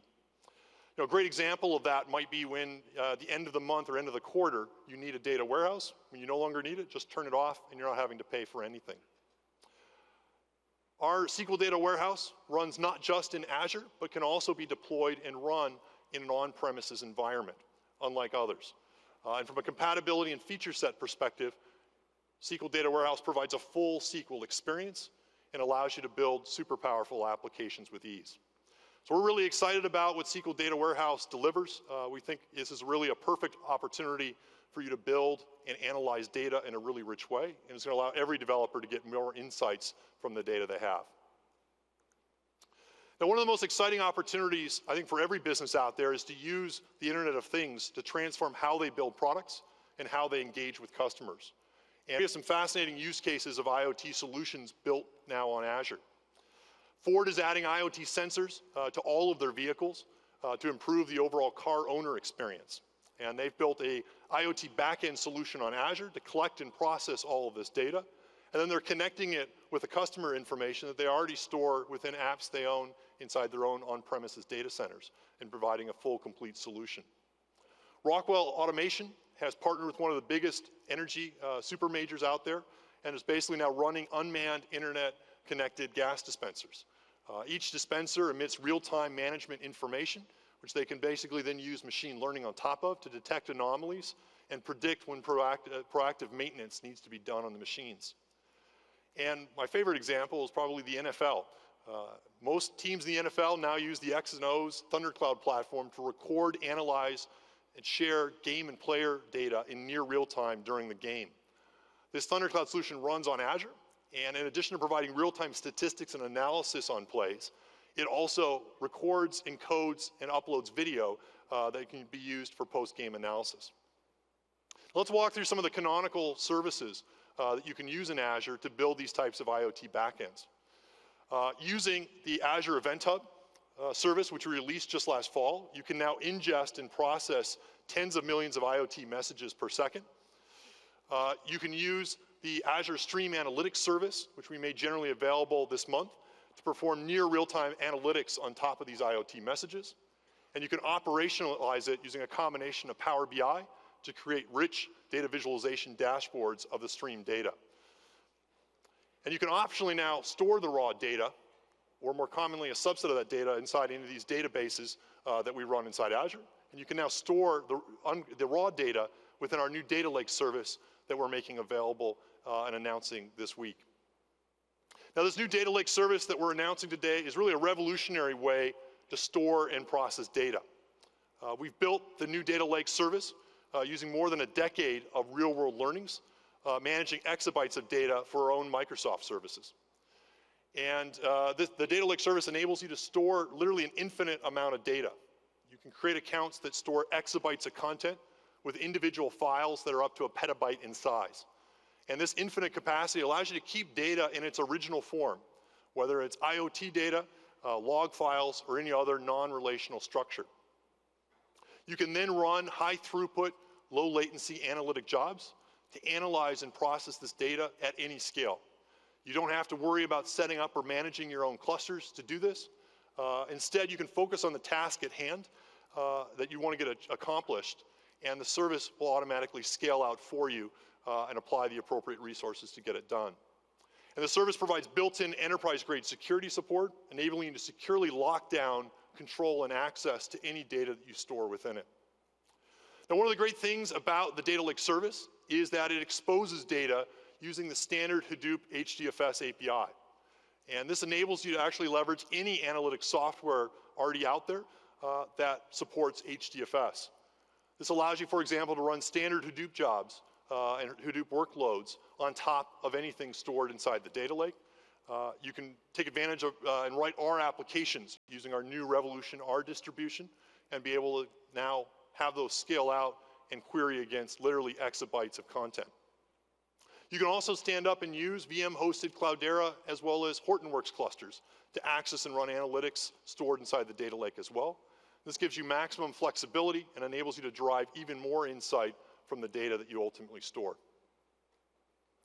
So Azure now has, we think, the richest analytic capabilities of any cloud and enables you to build intelligent apps that are highly differentiated for your customers. And this morning I've talked about some of the types of applications you can do with that, that you can use to drive your business, disrupt businesses, or grow profits. This technology, though, can also be used to really change the world in non-business ways as well. And one of the things I like to do is invite on stage a customer of Azure who's doing just that, and that's Just Giving, who basically optimize philanthropic giving campaigns and help funnel money into good causes. And what I'd like to do is invite Mike Bagumby on stage to talk about what they do and how they're doing it with Azure. Thank you, Scott. Great, good morning. This is what I'm going to talk to you about today. This is what we've built on the platform. We call it the Give Graph. It's a set of complex algorithms that will fundamentally change the way you and I interact with causes that we care about. It's going to change the way we give. But to give you some context, let me tell you a little bit about our company first. We're based in the UK, and we're the largest social giving platform. We enable people to raise money and do amazing things for the causes and for the charities that they care about. Some people decide to do the marathon. Obviously, recently, people were throwing buckets of cold water on top of their head, all in the name of charity. And we've been fortunate in having around 23 million people from over 160 countries in the world do this, and they've raised in excess of $3 billion for charity and for good causes. And this has taken us a lot closer to our goal, which is to ensure that every great cause gets the funding that it requires. Now, we live in a world where we have billions of people who have that natural desire to give. And if everyone did that, we would eradicate poverty. We would put cancer out of business. Now, our team had the task of trying to understand why that isn't happening, using analytics, using machine learning, and getting a real understanding as to how we think and how we make that decision to give. And our analytics has identified 3 key things that our product needed to use data for. The first is that it needed to change giving from being a transactional activity to something that's far more engaging. It also needed to be personal, and of course it needed to be social. After all, we've solved some of the biggest problems as the human species by connecting with each other and collaborating. But at the heart of all of this is that we needed to make giving personal, which for us means we need to understand what you specifically care about. Traditional ways of trying to address personalization, we would use things like lookalikes or collaborative filtering. But in this space, that doesn't work. What you care about is specific to you. If you care about cancer or beating cancer, I can't find somebody who looks like you and say that they also care about cancer. Everybody has something specific that they care about. However, using machine learning and graph theory on this platform, we've managed to crack that problem. In fact, what we've done is we've built a machine that does 3 specific things. First of all, it understands how you specifically want to give. See, giving isn't just about money. It understands whether you want to give time or whether you want to give effort. Secondly, the algorithm can work out specifically what you care about. And it also understands that what you care about changes. It's a moving data piece. It's not static. It changes as your circumstances change, as your associations change, and the more interactive you become. And lastly, my most favorite part of the algorithm is that it understands how to interact with you. specifically with you to make giving and remove those barriers that might exist to stop you from giving. Now, we couldn't have done this without the Azure platform. We're a small team of scientists and engineers, and what the Azure platform really allowed us to do was focus intensely on our goal. We don't have a team of operations experts who can manage a huge cluster of cloud machines in the cloud. But this platform was ideal for us. And these are the components that we used, and this is how we architected them. We essentially had 3 core processes. We had a batch process, which runs nightly, a real-time process, and a process that allowed us to put our APIs in front of the product. And the batch process is the backbone for everything that we do. And at the center of it is HD Insight. This is where we do all of our large calculations. This is where we build the give graph that I showed you earlier. So essentially, we take all of our data, we upload it into blob storage, then we spin up the clusters and do all of our calculations. And once that's done, the clusters are put down and the data is moved onto Azure table storage. And at the same time, we have a real-time service that helps us keep this product interactive. It helps providing data to the machine so that it can learn and it can continue to become more effective. We use F# mailboxes and Azure Service Bus for that. And of course, we have Azure websites or the Azure web app, which is where we put our APIs and where the product has access to it. And all of this manifests itself on the product itself. This is what our feed looks like. This is what that platform is powering. And what's exciting is that this is where we are seeing giving move from a transactional activity to a more engaging one. We're seeing people be far more interactive and far more social, connecting, collaborating about the causes that they care about, the charities that are important to them. And as I conclude, I can't emphasize enough how much of an impact this is going to have. And we're really in a fantastic position because this platform has allowed us to focus exclusively on our goal to ensure that every great cause gets the funding that it requires. Thank you. Thanks, Mike. Cheers. The opportunity to build applications that can change the world has never been greater. Each of you now has access to cloud resources that were unimaginable just a few years ago. There's never been a better time to be a developer, and I'm really looking forward to seeing what you build. Thank you very much.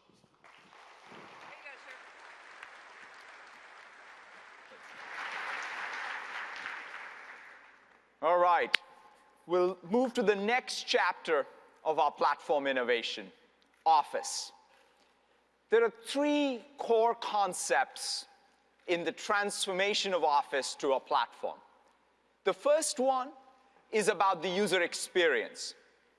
We're opening up the Office user experience for all of your applications in fundamental ways, so that your applications can show up in the context of what 1 billion+ users of Office do in Office.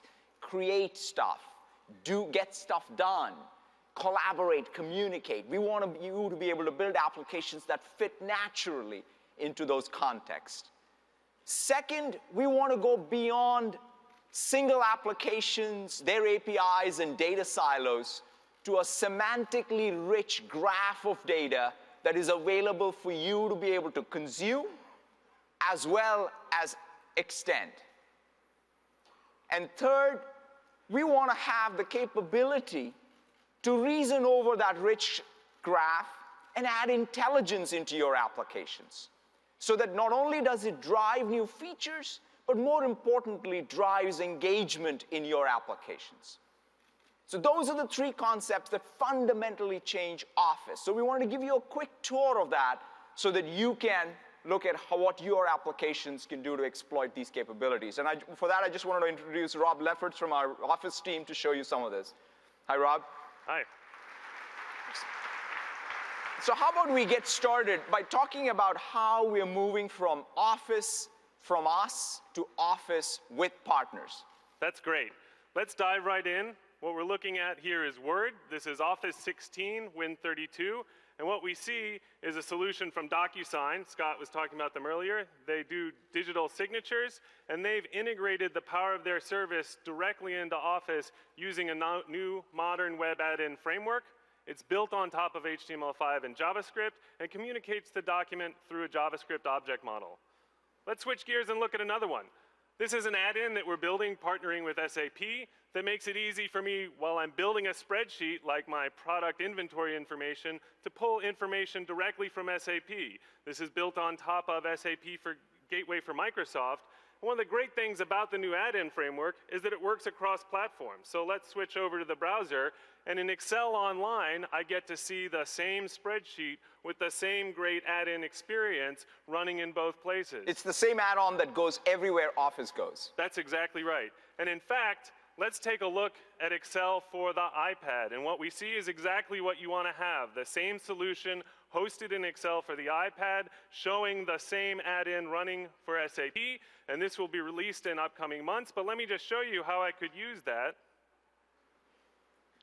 To connect to SAP, I'll click Connect, and it does exactly what you want, which is connect to my on-prem SAP server, pull the content out, and deliver it directly inside of my spreadsheet running on the iPad.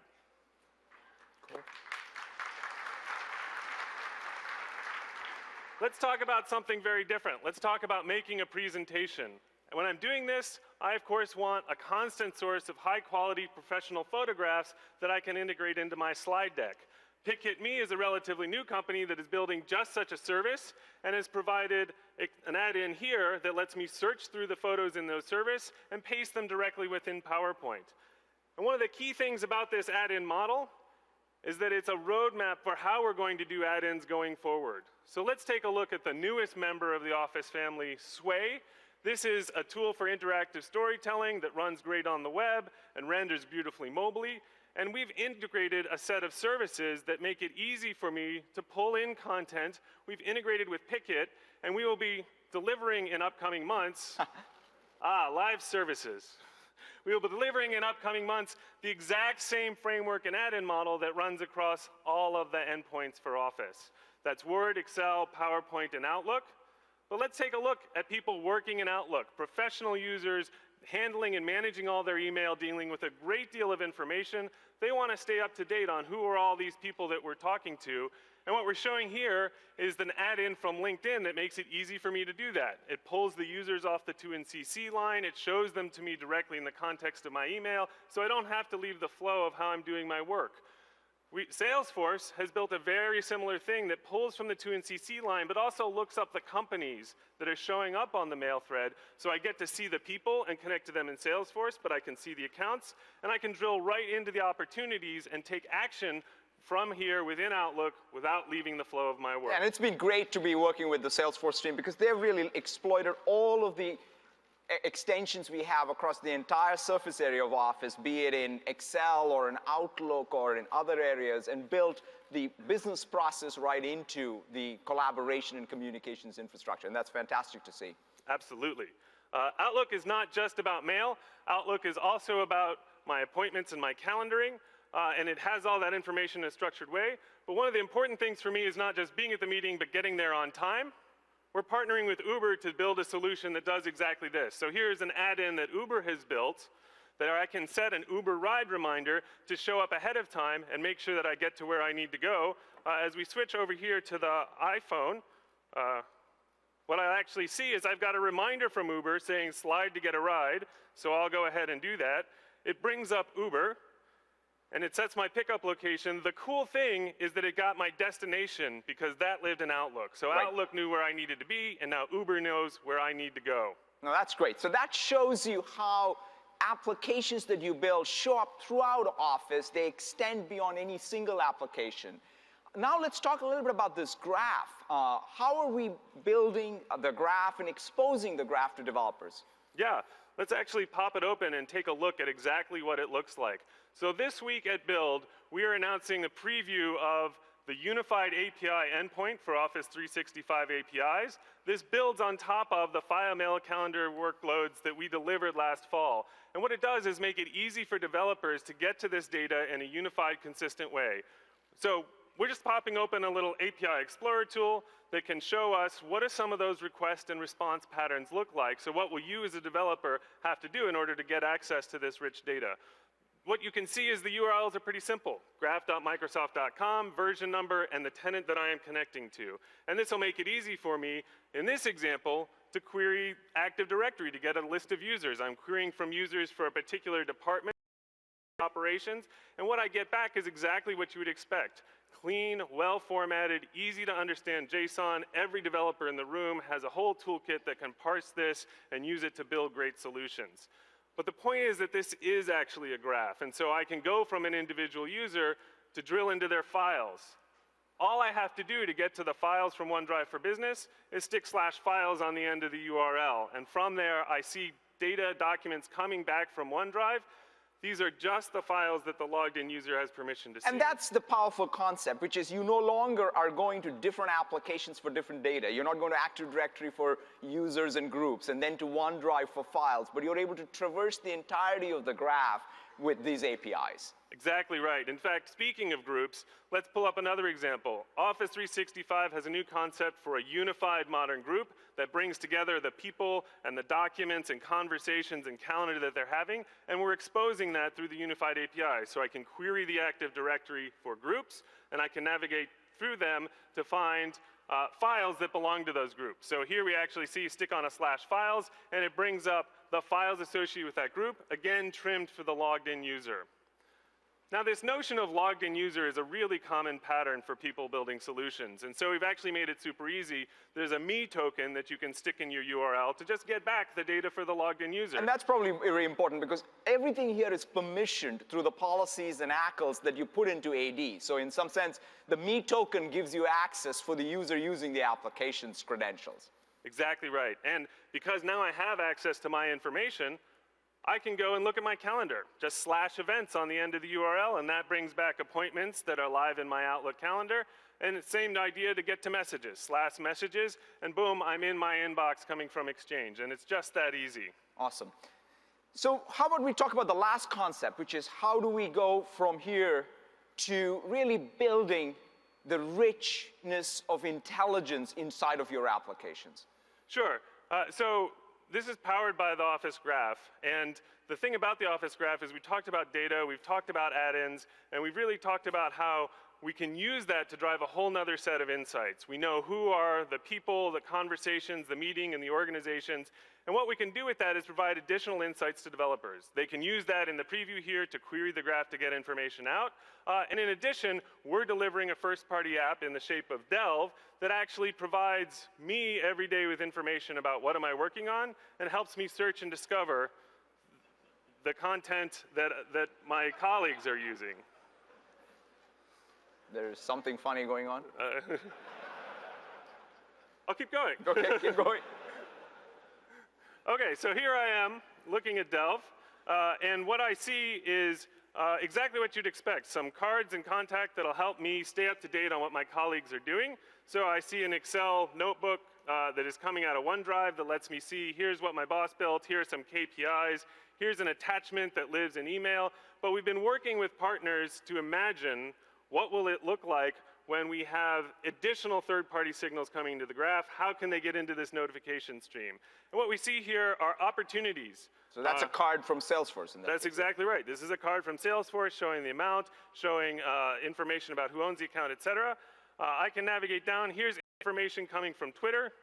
And beneath that, we see information coming from Trello. So if people are collaborating in boards, I can navigate directly through and get to that. And let's actually scroll down a little bit further, and what we see is a purchase order coming from Dynamics AX.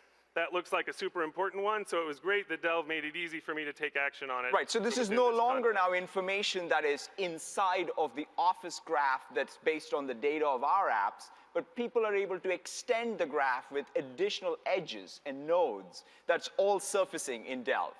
That's exactly right. Wonderful. Thank you so much, Rob. Thank you very much.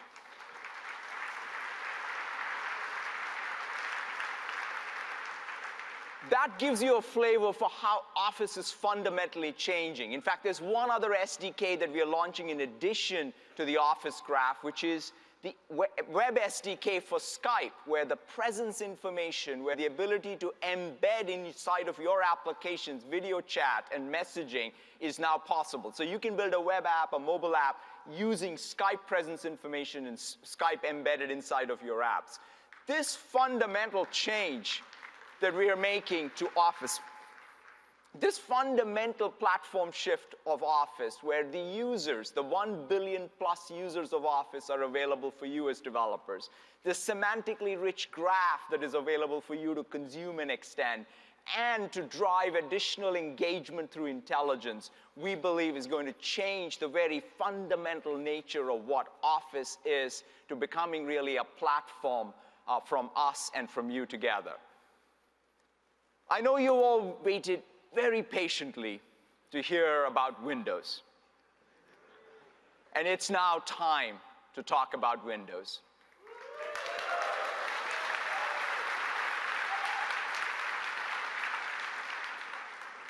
Windows 10, as I said, is not just another release of Windows. It is a new generation of Windows. It is Windows built for this era of more personal computing. It's built where mobility of the experience across devices is what is paramount, not just the mobility of the device. It's built such that users can interact with the variety of devices that are going to be powered by Windows in the most natural of ways. It could be touch, it could be ink, speech, mouse and keyboard, or even holograms. It is also built with a foundation of trust. When we talk about more personal, it becomes even more important to know that the data that you are giving the system is being used to benefit the user. Those are the foundational things that drive more personal computing for us. But it's just not that. It is a very different Windows in terms of how we deliver it, how we keep it alive. It's a service. We want to make sure that for every developer here, you have the widest, vibrant user base that your applications can target. We also have a unified platform. Everything from Raspberry Pi to the holographic computer is one developer platform. That means your skills apply across all of the places Windows runs. And lastly, it's one unified store. That means the economic return for what you do on Windows spans the entire install base and the growing device family of Windows. And so I'm really excited about where we are in this journey, but I am most excited about what we together are going to do in the coming year with Windows 10. Let's roll the video.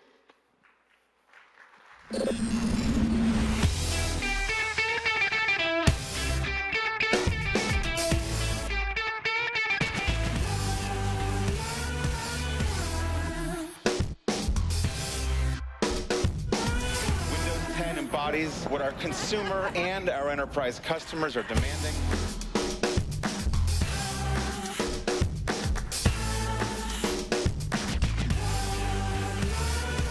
We'll be making available a free upgrade. Cortana, we're excited to welcome you to the PC.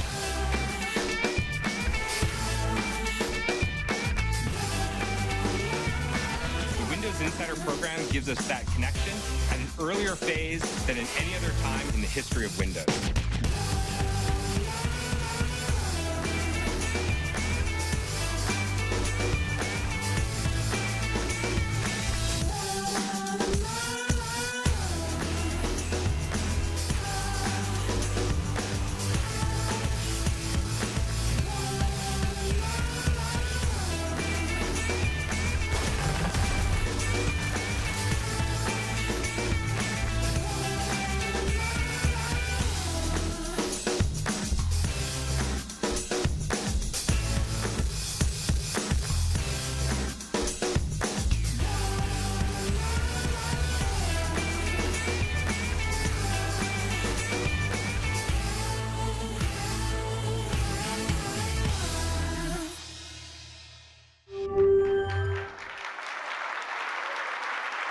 Hello, developers.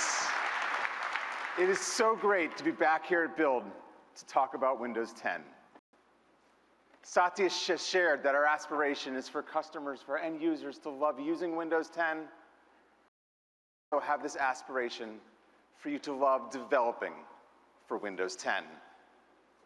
Our goal is to make Windows 10 the most attractive development platform ever, enabling you to build the most innovative applications, applications that your customers never before thought possible. Integrate Cortana into your apps.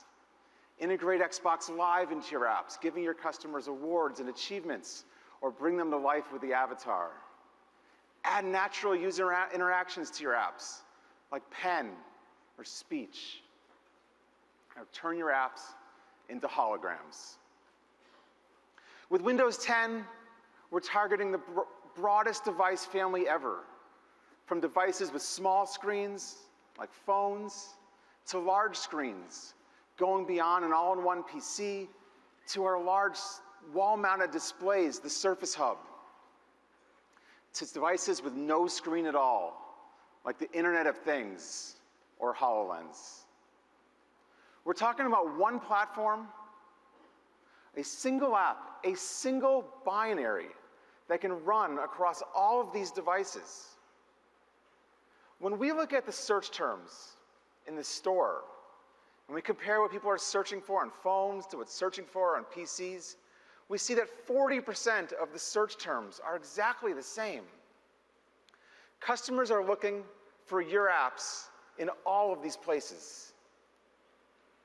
With Apple, you choose to invest in iOS or macOS. With Google, you choose to invest in Android or Chrome OS.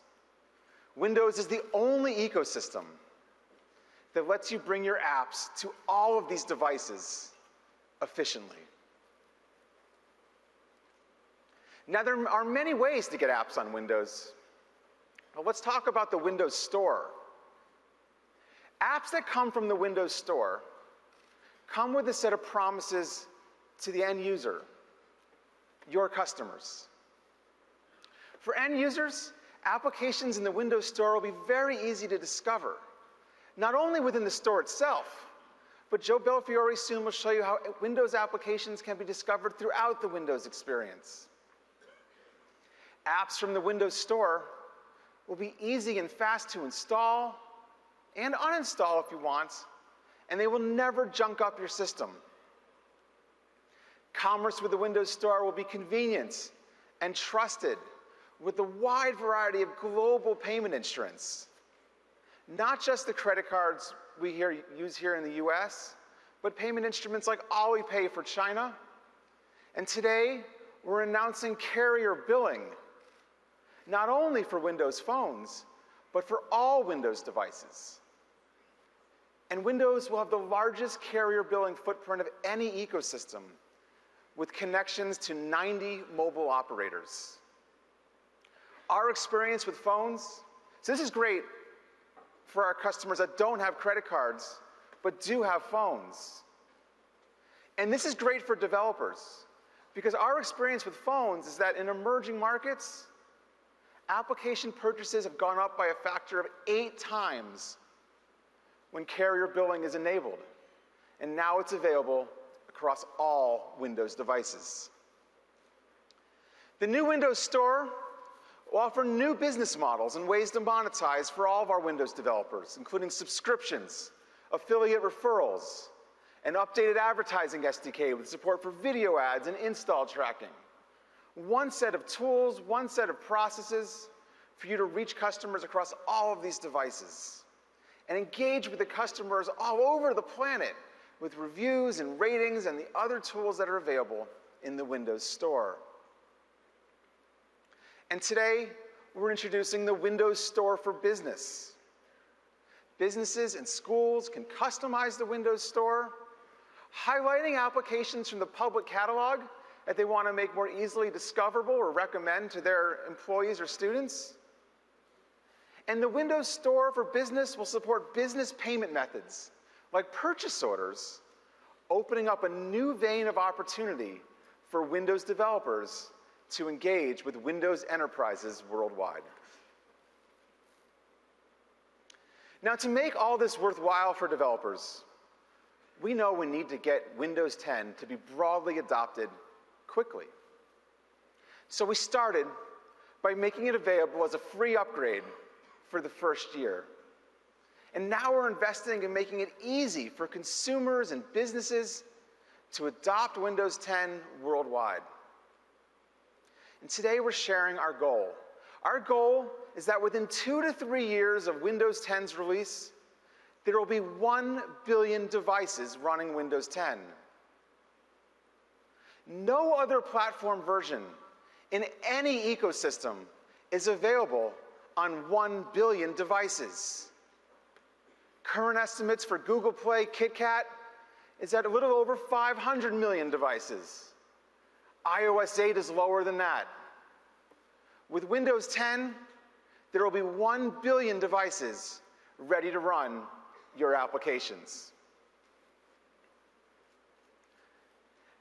Now, we've already been working with many of you on your XAML apps, embracing this new universal Windows platform, working on doing things that you can't do on any other platform.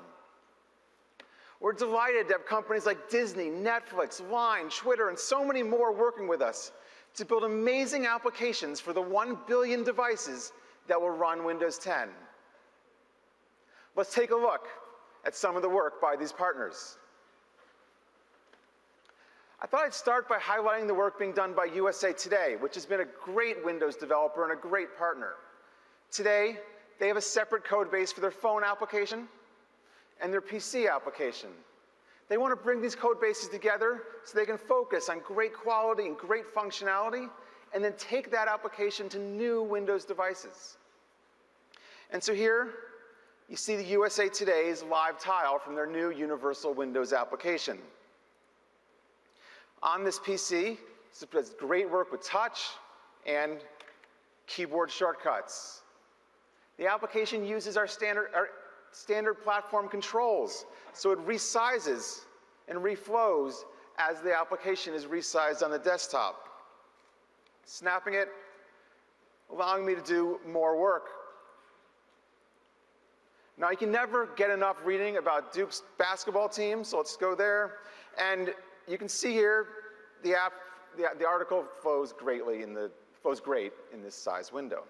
Now, this application is also using our platform capabilities to automatically store state in the cloud. So the state of me reading this article is available on all of my Windows devices or other devices that might want to access the same state.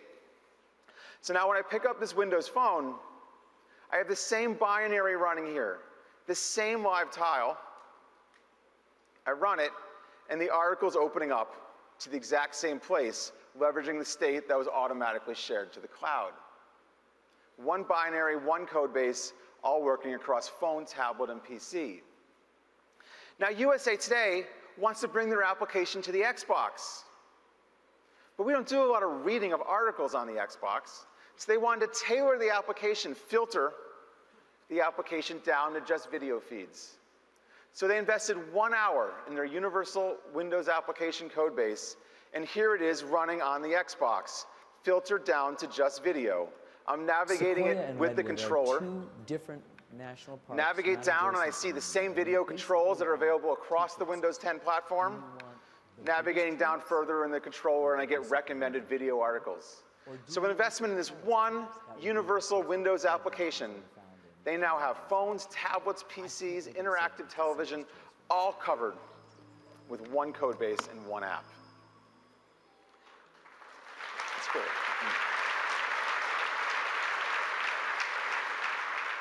So now let's take a look at the work Tencent's done with their WeChat application.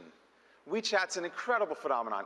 They just crossed 500 million monthly active users, growing 40% year over year. They've been a great application for Windows Phone users. Here they are on my Windows Phone. Tencent wanted to bring WeChat to Windows PCs and tablets. So they made an investment in their Silverlight application on the phone. The team spent about approximately 1 month. They now have a universal Windows app that runs great on the phones and will also now be available on the desktop with some tailored experiences for the desktop. So let's look at WeChat on the desktop. Now, on the phone, if you noticed, Shen had sent me, I have WeChat installed in this PC, but now we can access that new message from the notification center. I click on the notification center message from WeChat. This is the same binary running both places. Open the message from Shen asking for the file, and here they've done some tailoring to accept drag and drop from the desktop, all with one universal Windows application that's running across these devices.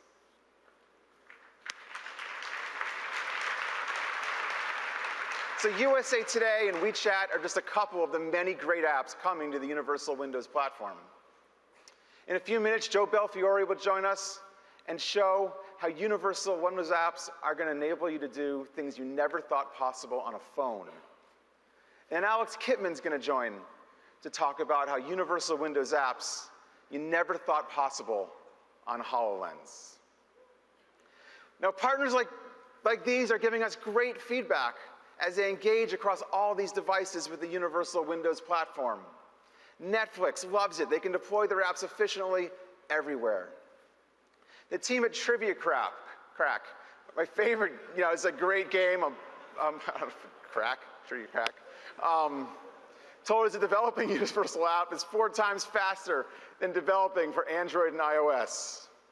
So let me just say thank you for your early engagement on the Universal Windows platform so we can bring your applications to life. So that was about new.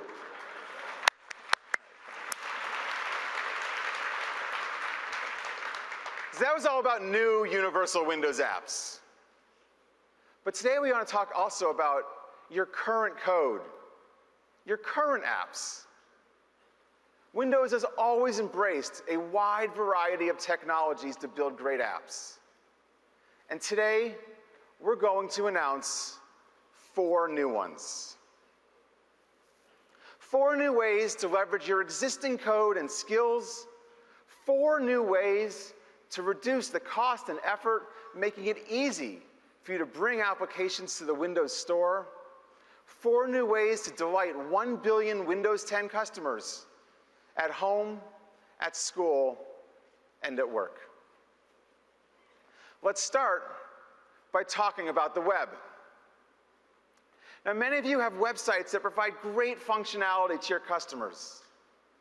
Today, I'm announcing that you can reuse your current server-hosted website code and tools and take advantage of the rich capabilities of the Universal Windows platform, to have your website send notifications, to give your website a live tile, have your website integrate with Cortana, do in-app purchases, integrate with Xbox Live, and more. This will help your websites reach new customers and delight Windows customers in new ways. Let's see this in action. So to demonstrate this, we're going to use a website, 22 Tracks, which DJs across Europe use to exchange their tunes. It's a very rich website, uses WebGL, reflows to the browser resizing. It's a great website. But what they've done is they've registered their website with the Windows Store, and then I have installed that application on this machine. Oops, there it is. And it's going to open up as an application. The server-hosted web code can detect whether the code is executing inside a browser tab or inside an application frame. When it's inside an application frame, it knows it can call the whole Universal Windows platform. So now, when I close the browser tab, the website's gone. But now that it's an app, when I close the app, 22 Tracks can now send me a notification. I click on the notification, and I come back to their app. Likewise, now that 22 Tracks is can detect they're running as an app, they can efficiently, conveniently offer in-app purchases to all their customers for the music leveraging the commerce capabilities of the Windows Store. So this is just fantastic, letting website developers leverage all of their server-hosted code and take advantage of the capabilities of the Windows platform and the Windows Store.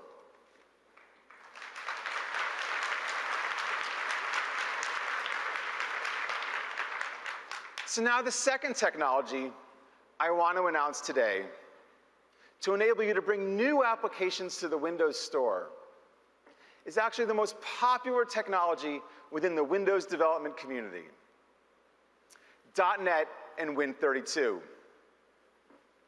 There's over 16 million .NET and Win32 applications being used every month in the Windows user base, ranging from some amazing games to some of the most important line of business apps used worldwide. This is a testament to the great work being done by Windows developers. So I'm so excited to announce that we will be adding support for bringing your .NET and Win32 apps into the Windows Store and take advantage of all of the new Universal Windows Platform capabilities.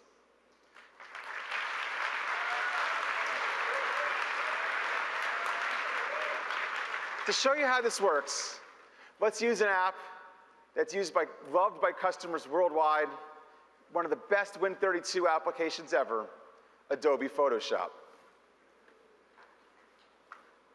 So here you see Adobe Photoshop elements in the Windows Store. Now, I shared earlier the promise the Windows Store makes to end users, that applications will be very efficiently installed, uninstalled, and will never junk up your system. We know that at the same time, Win32 applications can do anything to a Windows system.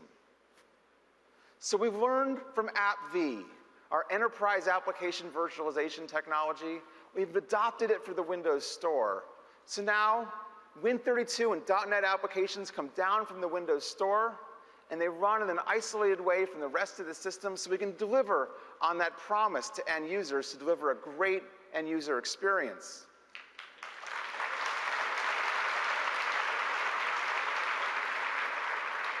And so here is Photoshop. You can see it is the full Photoshop experience with great performance. And I'll prove that to you with the full limits of my Photoshop capabilities.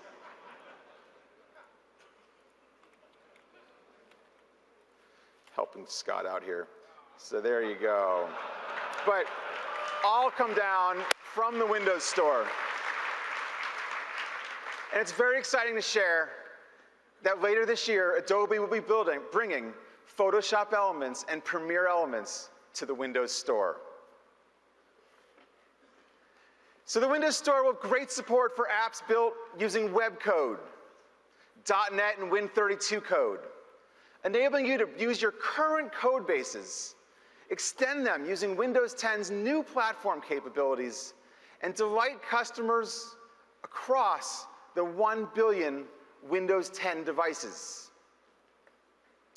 Now, the third technology I am announcing today will enable developers to reuse nearly all of the Java and C++ code from an Android phone app to create apps for phones running Windows 10.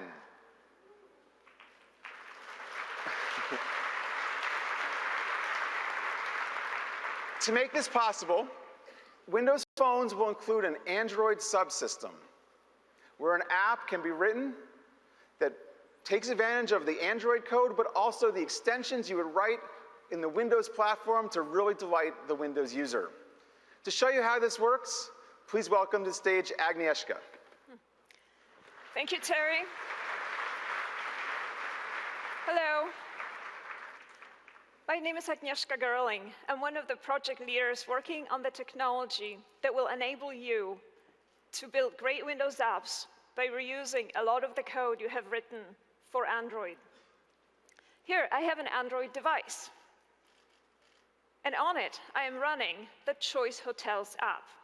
Choice Hotels is the highest rated app in its category, makes it very easy for travelers to find a great hotel. But I'm going to switch to Windows Phone.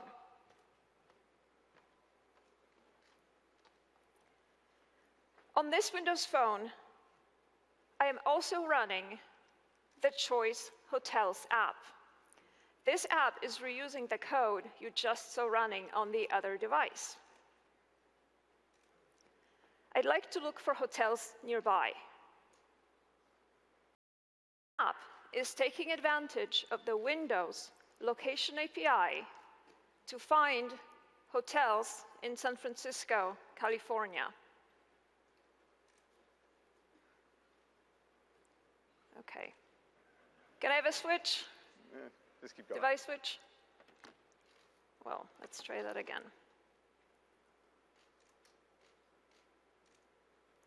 Okay, we switch. All right, as I scroll through the results, you can see that the Windows graphics and touch just work, and the app is running smoothly. It's running in the Windows security container to ensure a trustworthy experience for Windows users. I'd like to go back. And as I hit the back button, please note that the app's navigation is integrated with the Windows navigation model. I'd like to select a different city. So I am going to type in Seattle with the built-in Windows keyboard. Okay. So I have just shown you how an app can efficiently reuse its existing code to deliver a great experience on Windows. And in tomorrow's keynote, we will show you how you can light up your app's experience with native Windows features such as live tiles and with Microsoft services. Thank you. Terry, back to you. Thanks, Agnieszka.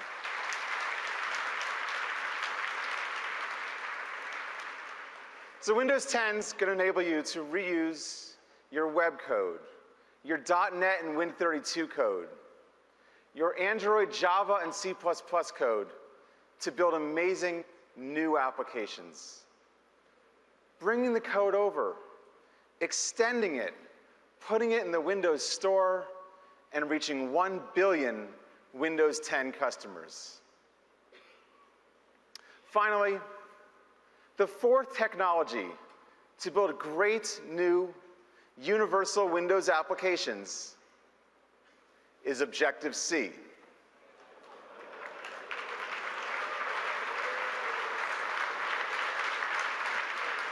So today we're announcing that you will be able to compile the same Objective-C code that's being used in iOS applications within Visual Studio on Windows.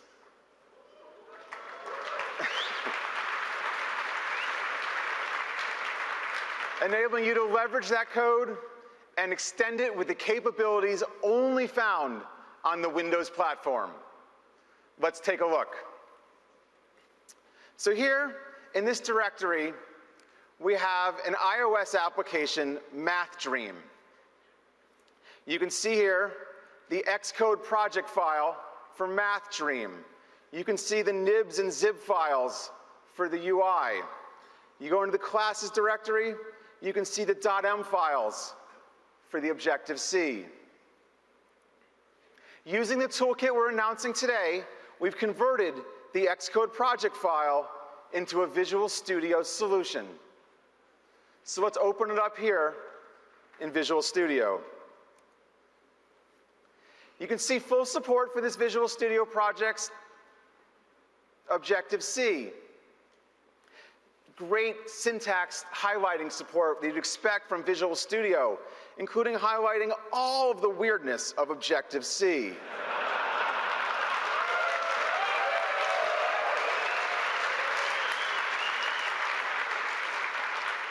We've taken this application, and now we can debug it and execute this tablet app on Windows.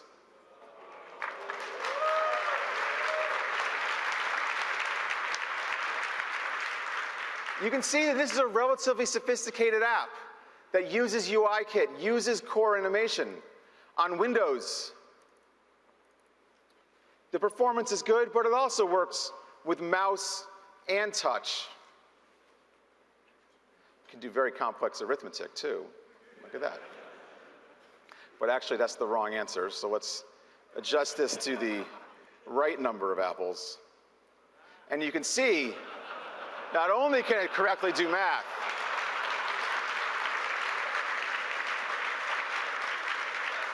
but this application has been extended to offer me an Xbox Live achievement for doing the proper math equation.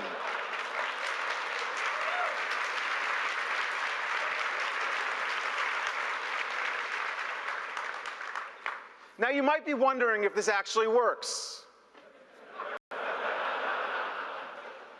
Will it work for a more complex app? Now usually when we announce this kind of thing, we would say coming soon.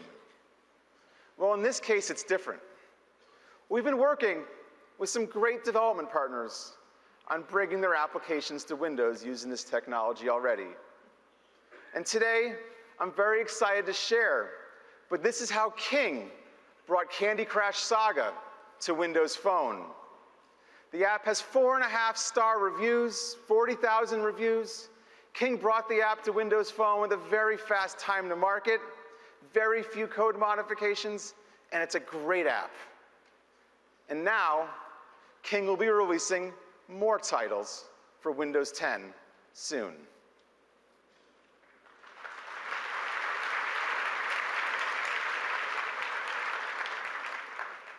So 4 is not enough. So there's actually one more thing we're going to do to help make it easy for you to build great Windows applications. And that is, we need to get you some great hardware.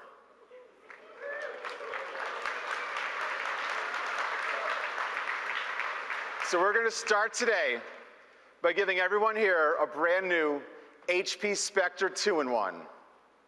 This is a great device.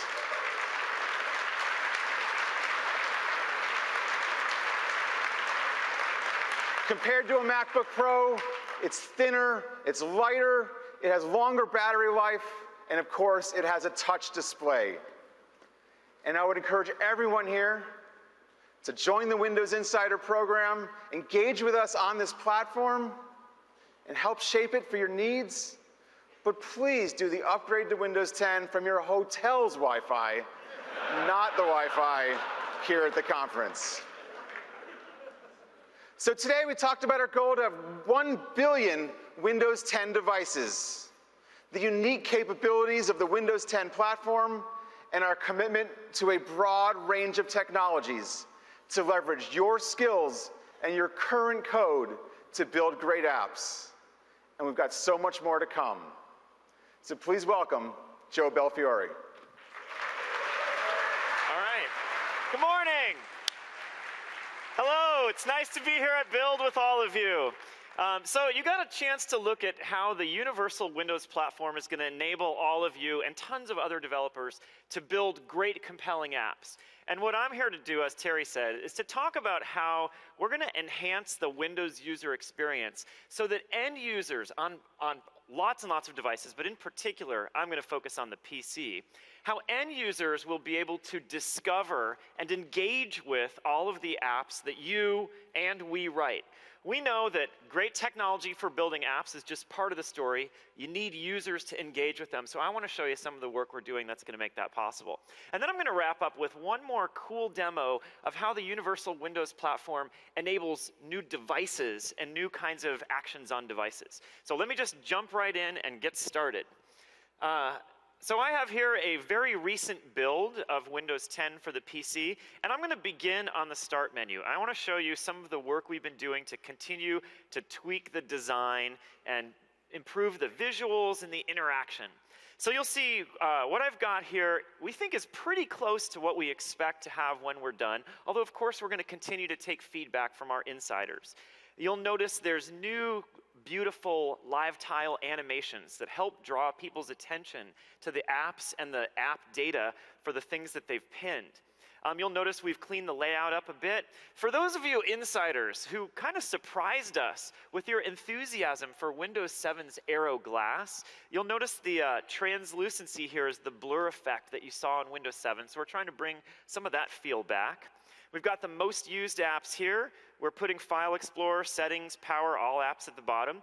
We're bringing jump lists back in, so you can see here's File Explorer with jump lists, and this will work for other apps as well. Thank you.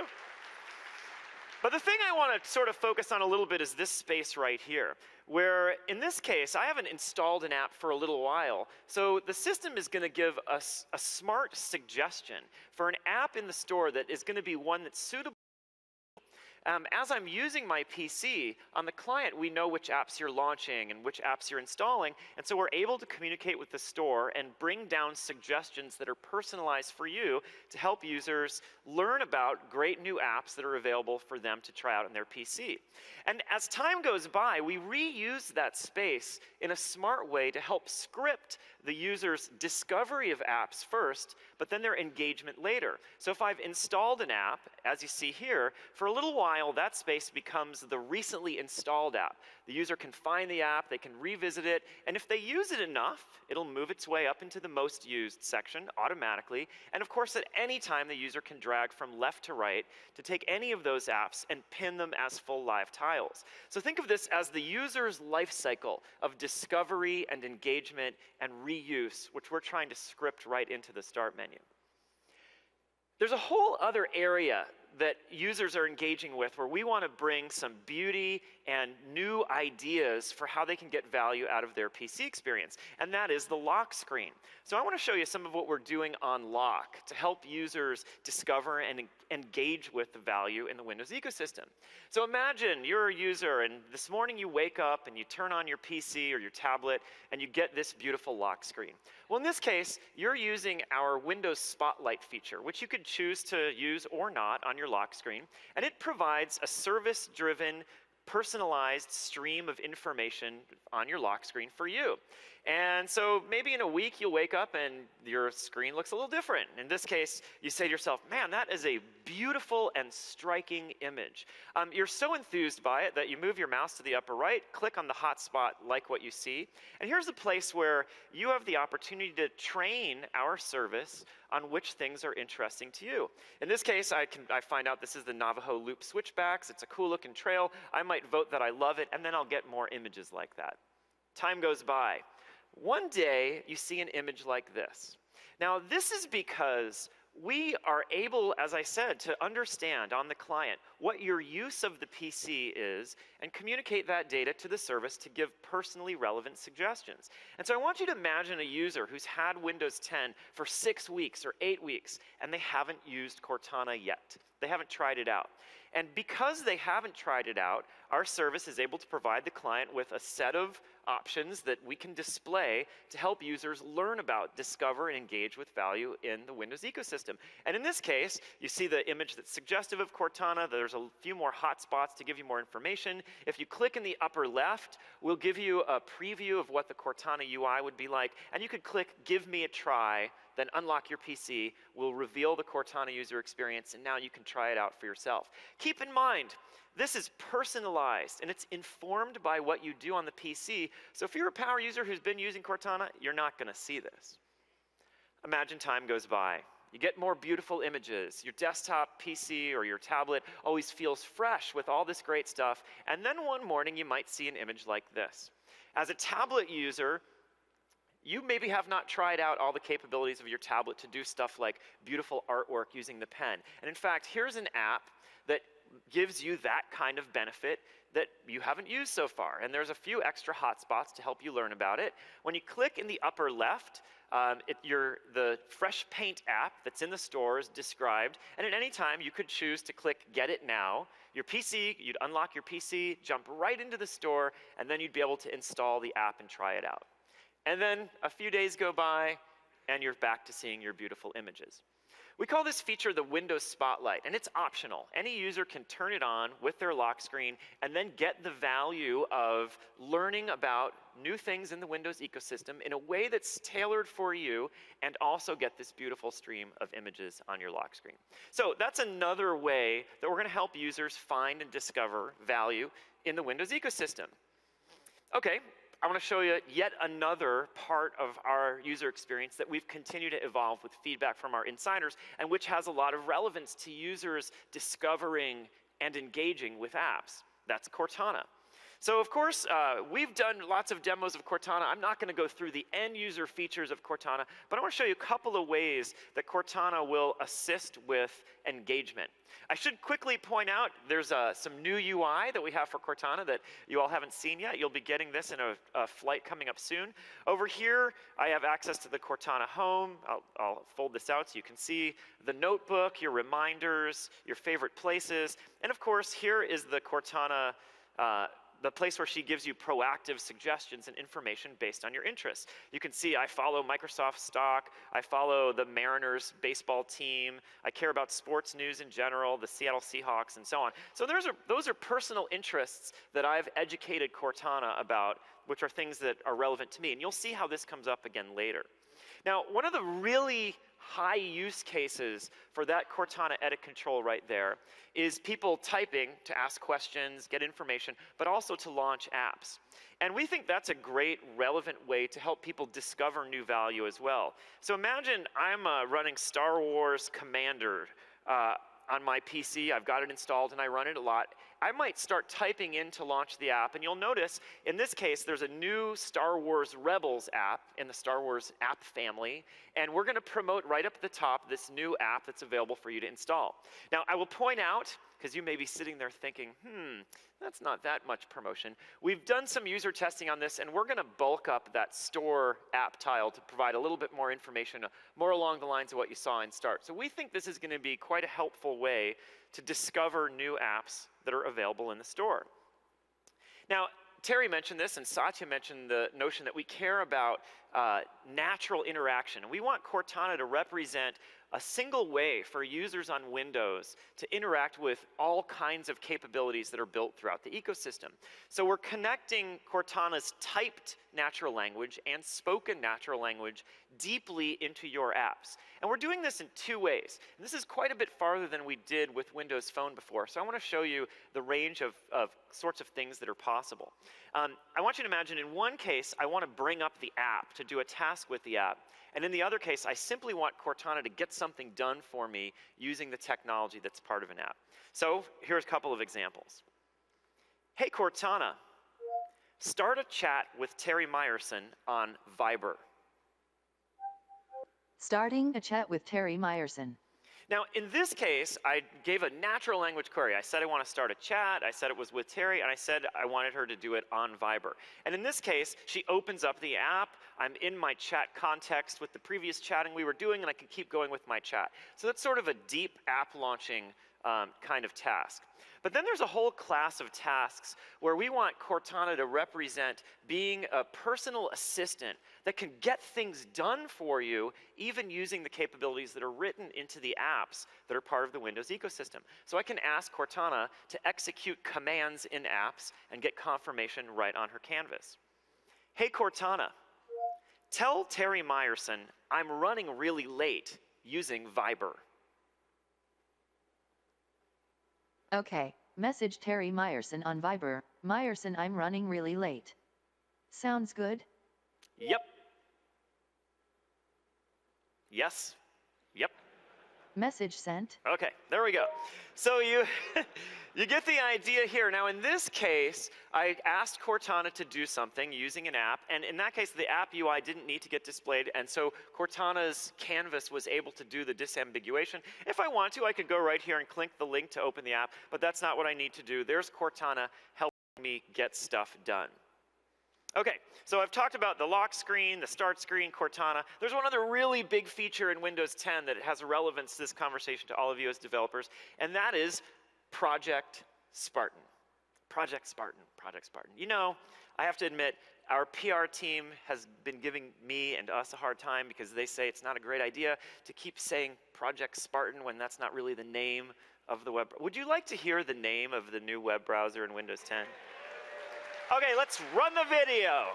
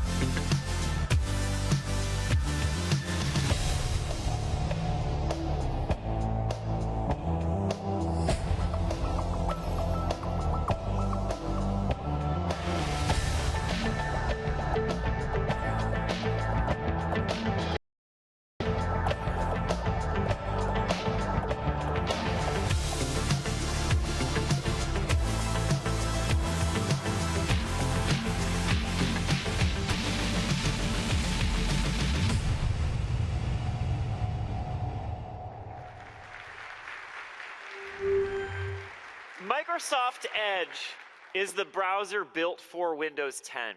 And it'll be available on the widest range of Windows 10 devices. And for us, the name refers to the idea of being on the edge of consuming and creating. It refers to the developer notion of being closest to the modern capabilities of the web.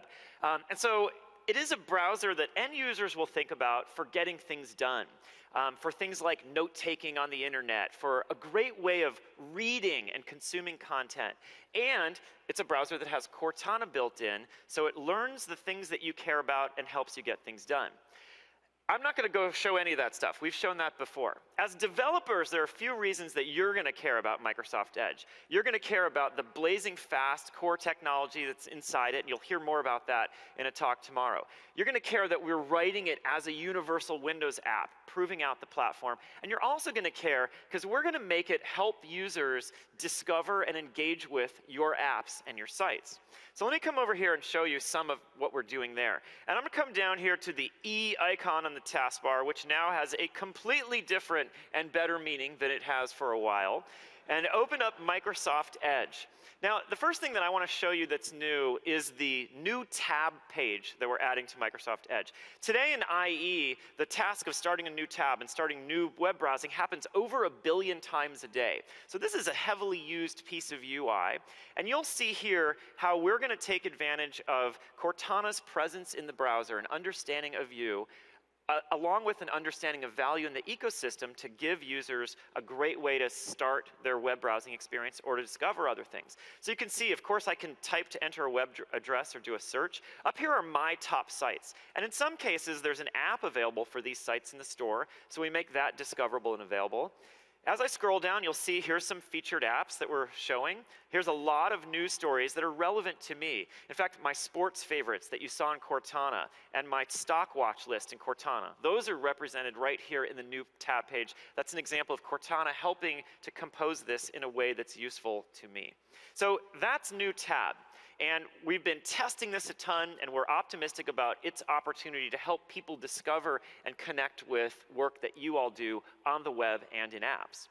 Now, there's another big thing that we're doing in Microsoft Edge that has huge relevance to you, and that is enabling users to engage with your sites and give you a shot at starting to write some web code, which you may put into an app, via web extensions built into Microsoft Edge. So I'm going to show you a couple of web extensions. This is HTML and JavaScript, web extensions using web standards that people have been writing for Firefox and Chrome for quite a while. We've grabbed a couple of these from Chrome with just a few minor modifications, and we're lighting them up right in here in Microsoft Edge. So the first thing, how many Reddit users do we have? Yes? Come on, you must be Reddit users. For those of you who are power Reddit users, maybe in some of the other browsers, you've tried the Reddit Enhancement Suite, which modifies the markup on Reddit to make it easier to find images and scroll pages. Well, we've brought that to Microsoft Edge, as I said, with just a few changes. So as I scroll down here, you'll see the web has been altered via this little paw print here that I can use to expand, and his little pink nose just kills me too as I look at this cute image. Is that a cat or a mouse? I don't even know.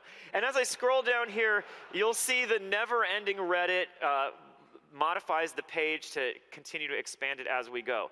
It was virtually no work to take this from the Chrome extension store and run this. This is standards-based HTML and JavaScript, just running here as part of an extension. Now, another example, which certainly matters in terms of user engagement, up here you'll see we've added a Pinterest extension to the browser toolbar. And when I click that, this is going to interact with the markup on the page to show all of the images that were generated by the Reddit Enhancement Suite. And now I can find tons of things here that are incredibly cute that I might pin to one of the many Pinterest cute animal boards that I know all of you keep just for this sort of thing. So with Microsoft Edge and the new support for these extensions, you'll see how we're going to enable people to discover and engage with code that you're propping up on the web. And as I said, of course, you could bring that into an app as well. So you've seen, for engagement, the start screen, the lock screen. You've seen Cortana, and Microsoft Edge, all helping people discover value in the Windows ecosystem.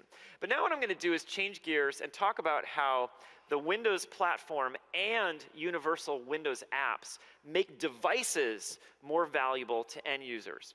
In general, we have a vision and an idea that the Windows platform and apps written for it should be able to flex to different screen sizes and different input methods, not by writing separate code, but by having a platform that's smart enough to do it. In fact, even dynamically on the same device. And we call this feature Continuum. It's a promise to end users made along with our OEM partners that devices can flex. So I want to show you some of the ways that Continuum is evolving, and I want to show you some of the ways that your apps can light up a great Continuum experience.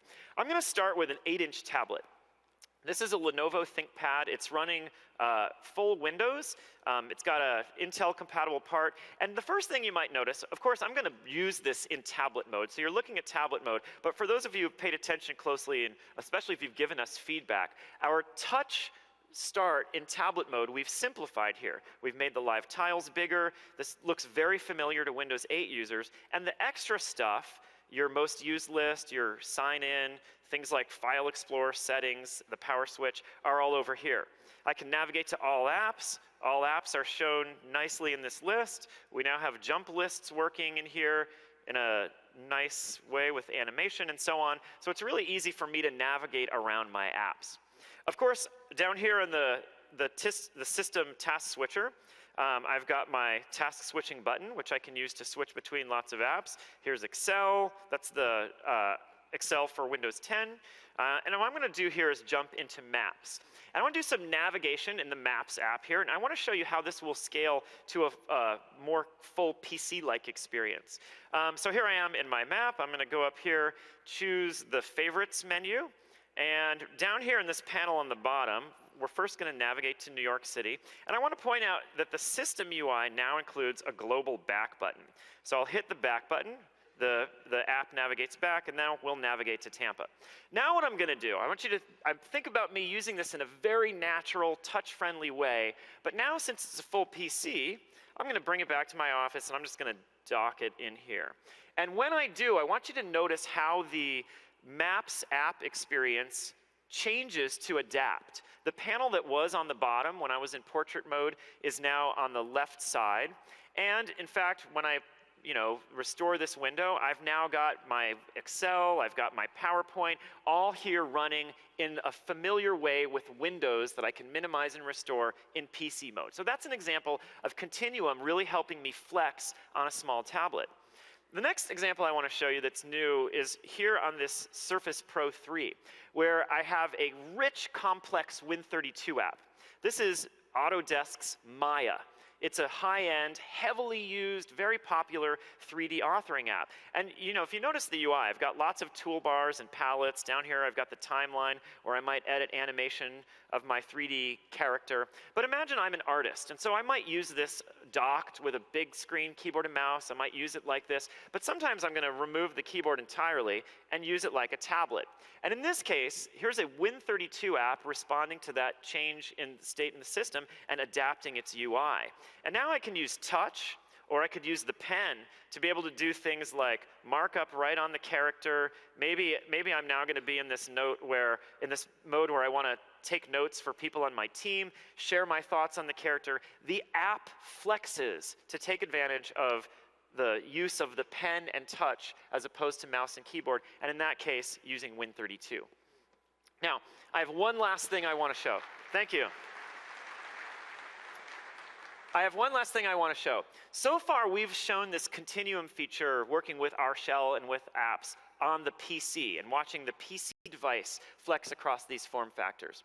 But we have a vision that not only the PC can benefit from flexibility in use of input devices and screen sizes, so too can the phone. And so today we're excited to show for the first time Continuum for phones built into Windows 10. So let me give you a look at how that works. So over here, I should point out, we need new hardware for this, and I don't have that hardware working today. In fact, we're going to try a demo of that at a session. You're seeing a simulation. What I'm going to do is connect my phone, and let's see, get this going. Once I connect my phone, I want you to think of this. I've got a Bluetooth keyboard, a Bluetooth mouse, and a screen, just a screen, that I'm connecting via HDMI. Okay? So because this phone software has all the core componentry that's highly shared between the PC, things like Bluetooth keyboard and mice, they're supported. And you might notice, I'm not sure if the shot shows this, but at the top of my phone screen now, it says tap for mouse and keyboard controller. I could tap that and then get essentially a mouse pad on my phone. But I don't need to do that because I have a full Bluetooth mouse and keyboard right here. Up here on the monitor, you'll notice this looks very familiar. I mean, it's the same start menu with tiles I had on my phone, now displayed like a start menu. And I'm going to start running apps to give you a sense of how well the phone experience transforms through Continuum to give you a very PC-like experience. First, I'll launch PowerPoint. This is the version of PowerPoint that comes with the phone. And what you see on the big screen here sure looks like the version of PowerPoint that you would see on a PC, because in fact it is the same code as the version of PowerPoint that you would download from the store and see on a PC.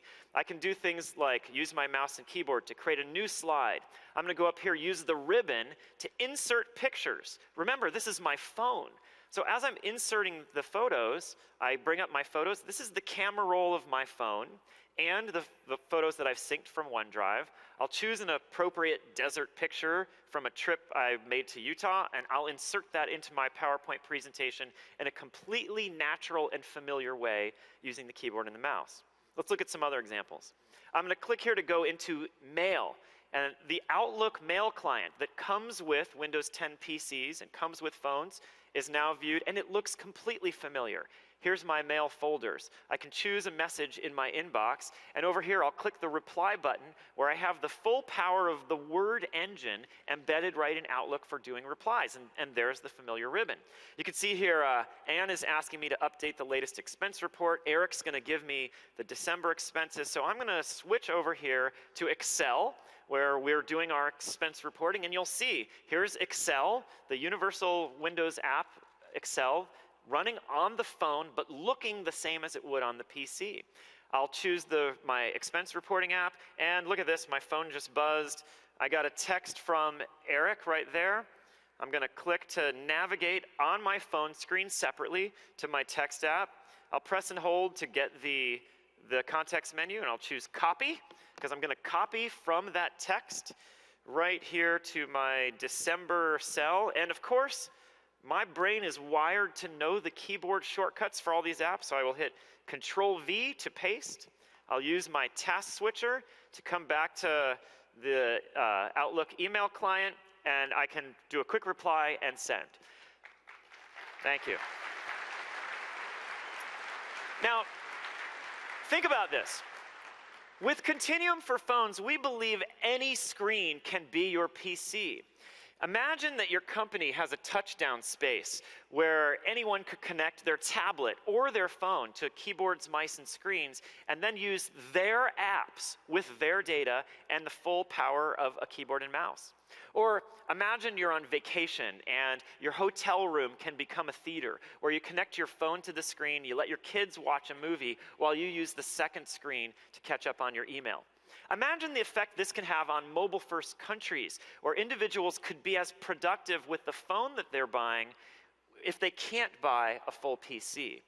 So what we're trying to show here today with Continuum is our unique vision for phones and enabling them to scale up to a full PC-like experience.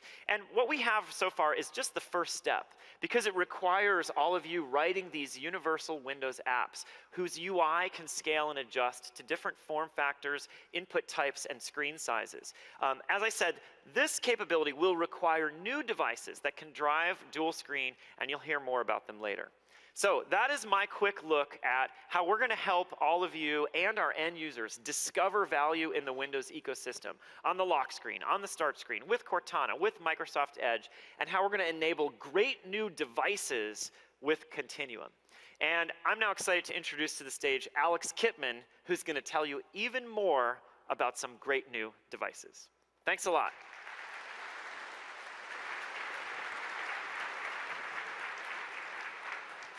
Thank you, Joe, and good morning, everyone. Now, Joe just showed you how to do incredible things with Windows, from the little screen to the big screen. Now, I get the pleasure to show you how to do incredible things with Windows on no screens at all, with the same familiar tools and skills you already have. It's surreal being here today. Less than 100 days since we mixed holograms with our world. Less than 100 days ago, we showed you how Windows Holographic amplifies what is human about each of us. Humans live in the real world, and we should not be confined to the virtual or just the digital. We experience life in 3 dimensions. We move, we see, and we hear in 3 dimensions. Our dreams, fantastical or entrepreneurial, start in the real world. Windows Holographic embraces this notion of experiencing life in 3 dimensions by mixing digital content right into your world, right into your life with more reality than ever before. Now, the truth of the matter is, people, not devices, are mobile, and we are ready for technology to move beyond devices, to move beyond screens and pixels, and to move beyond today's digital borders. Now, in January, we showed you glimmers of this holographic landscape, glimmers of this more natural way of interacting with digital content. We introduced Microsoft HoloLens, the world's first and only fully untethered holographic computer. And I have to admit, we have been humbled by the outpouring of enthusiasm, spanning from consumers to businesses. And the response we received from developers like yourselves has been remarkable. On behalf of the entire Microsoft team, thank you. We share your enthusiasm, and today we take the next step in unveiling the Windows holographic platform. Focus on you, the dreamers, the creators, the Windows developers. So let's get started by taking a tour of Windows Holographic. And to help us with that, please help me welcome on stage one of the creative minds behind holograms, Darren. Hi, Darren. Hello, Alex. Now, before we start, let me explain the setup a little bit. Darren is wearing a HoloLens, and he sees this globe we showed you in January right in his world. Now, we also have this custom camera rig over here, so that you can see the holograms up on these screens as if the camera is wearing a HoloLens. Now, when we introduced Windows Holographic, the globe was just a slide. Today, Darren is experiencing it as a universal Windows app. And guess what? It's running on Windows 10. Welcome to Windows Holographic.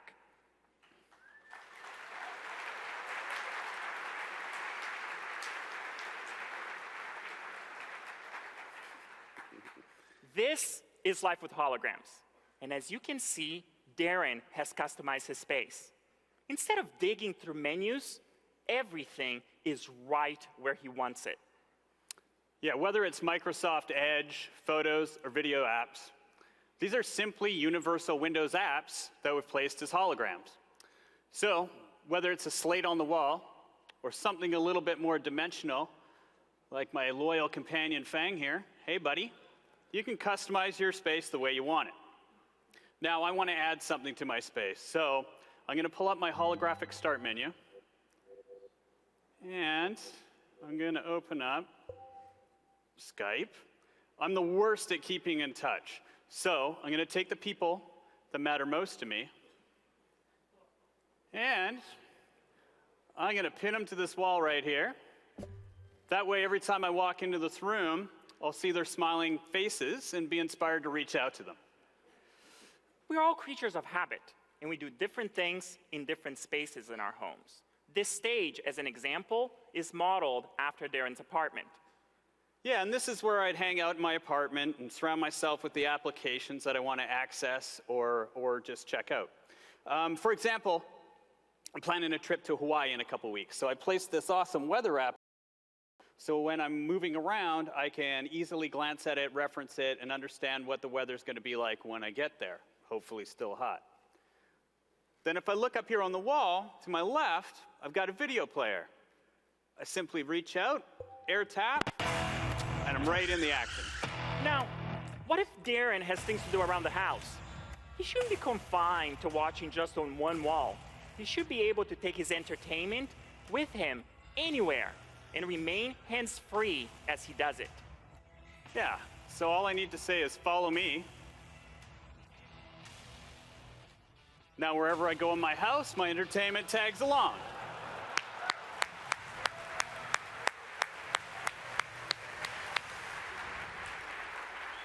All right. And where it gets where I'm going, I simply place it, and I can scale it as big as I want.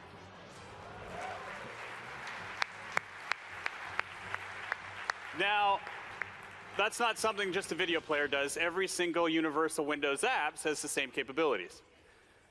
For example, I placed a calendar over here because, as Alex will tell you, I'm late for pretty much every meeting. So this makes it, a guy like me, makes it a lot easier for me to just check in and see what I've got coming up next. We're discovering uses for holograms every day. We know with all you here at Build, putting your minds towards it, we're going to be discovering new uses every second. I hope you have an inspiring time at Build. We'll see you out there. Thank you, Darren.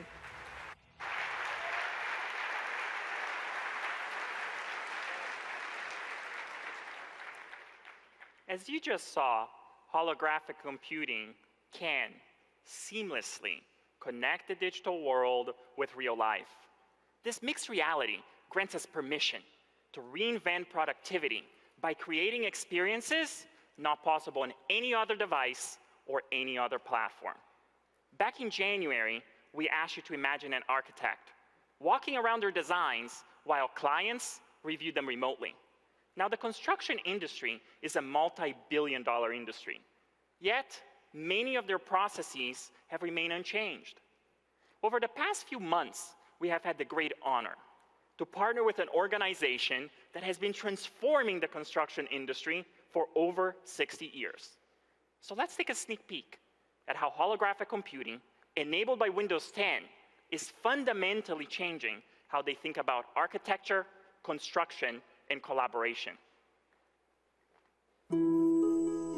Architects are dealing with shapes and spaces and light, and they dream in 3D. And then you need to translate this design into a set of 2D documents. HoloLens present a completely new paradigm.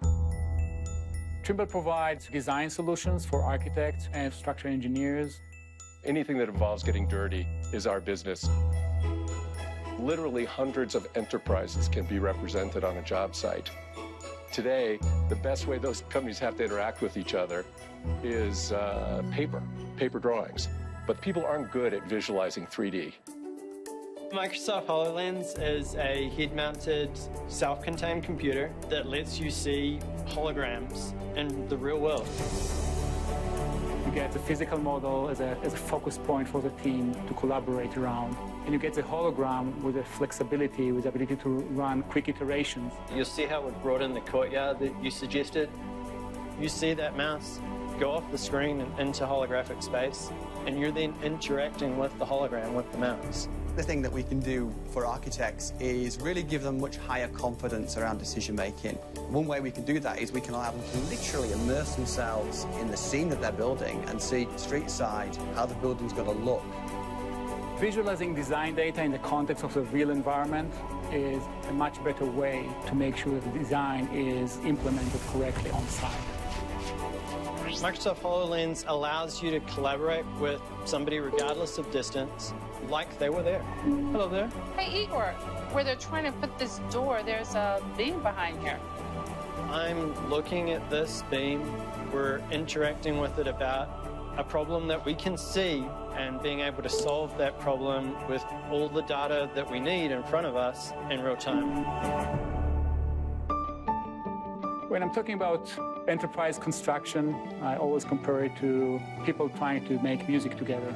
Each one of them is contributing to the harmony, but they all should be completely synced. My gray hair says I've been doing this for a while. I've seen a lot of these new things come and go.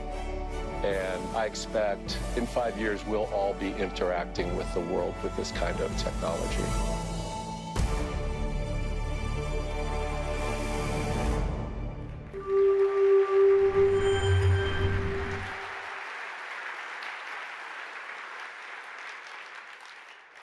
Holograms are already being sculpted by some of the most creative people around.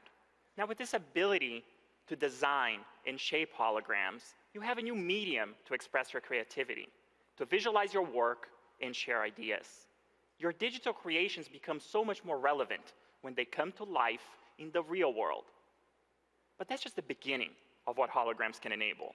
Windows Holographic also provides you with a unique opportunity to change how you teach and learn in more effective ways. On January 21st, we asked you to imagine a surgeon learning a procedure without picking up a scalpel. Since then, we have partnered with an institution accustomed to thinking beyond the possible. And to show us what they have been up to, please help me welcome on stage Professor Mark Griswold from Case Western Reserve University and our team member, Michelle. Hi, Mark. Hey, Alex. Hi, Michelle. Good morning. Now, Mark is part of a team from Case Western and the Cleveland Clinic. We invited them to use Windows Holographic to advance medical education beyond what is possible with today's state-of-the-art. Take it away. Thanks, Alex. Today we use a combination of cadavers and medical illustrations to teach students anatomy. This is a curriculum that hasn't drastically changed in over 100 years because there simply hasn't been another way. The mixed reality of the HoloLens has the potential to revolutionize this education by bringing 3D content into the real world.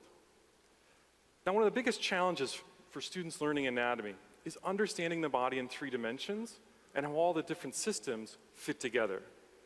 Using holograms, we can easily separate and focus in on individual systems. For example, we can focus in on the femur, and students can immediately see some of the types of fractures they may one day encounter in the clinic. Now, I can leverage all of these new capabilities while maintaining the important connection with my students. When we're both wearing a HoloLens, I can see what they're looking at, what they're interacting with. I can assess their progress, and they can communicate with me and each other naturally. For example, I can see if Michelle has a question in class, or whether Gwen has a question while learning remotely. Now, obviously, a cadaver doesn't move. This makes it difficult to see the way a living body actually works. HoloLens doesn't have this limitation. Systems can be animated to easily see how things function. Let's take a look at the center of the cardiovascular system, the heart. It's an amazing organ. In reality, it's about the size of your fist. With HoloLens, we can easily scale up the heart to let students see minute details. We can even see inside the heart to see the valves in action. This is a new way of seeing things, and it has the potential to help students understand the structure and physiology of the body in a way that's just not possible today. Now, what you've just seen is a vision of how HoloLens could enhance one single subject. But as an educator, it's easy for me to see that it's not just anatomy that could benefit from this technology. This could change how everyone learns. Imagine for a moment some of the other fields that could be changed. For example, chemistry and genetics, art, engineering, and paleontology. And the best part is, we get to help define that future together. I can't wait to see what you future holographic developers are going to do with this amazing technology. Thanks. Thank you, Mark. Thank you, Michelle.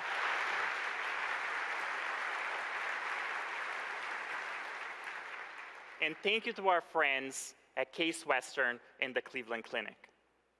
From NASA JPL to Trimble to Case Western, these are just a few of the amazing partners we are actively collaborating with to transform different industries now that holograms have become part of our everyday life.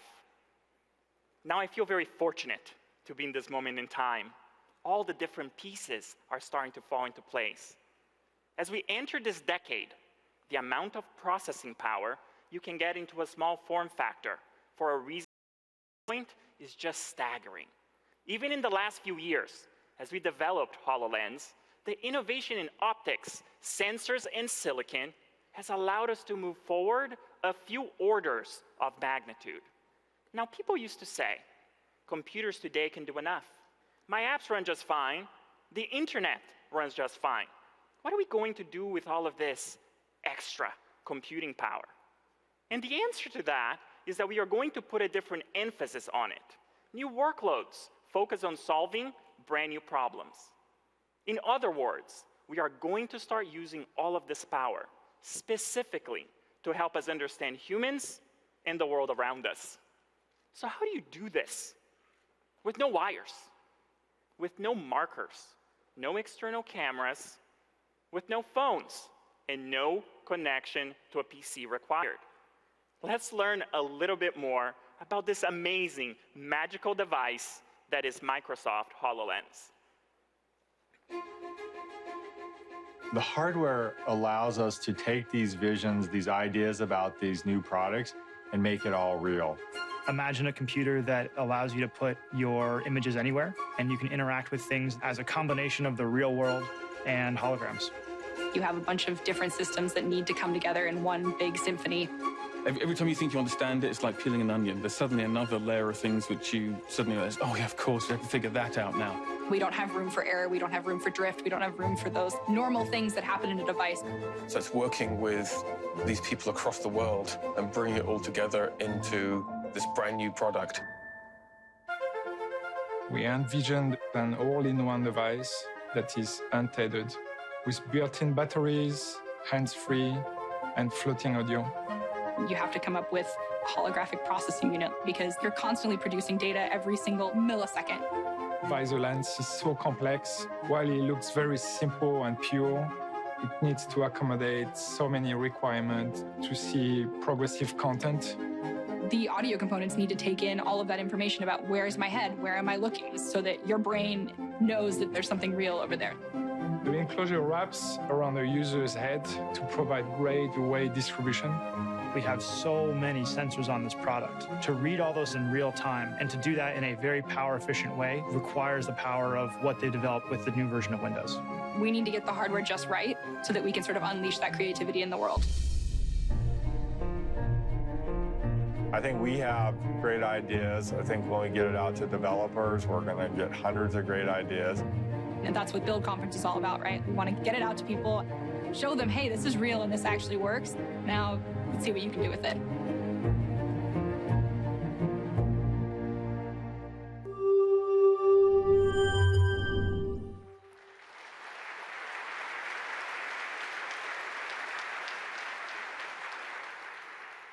With Windows 10, holograms are universal Windows apps, and all universal Windows apps can be made to work on Windows Holographic.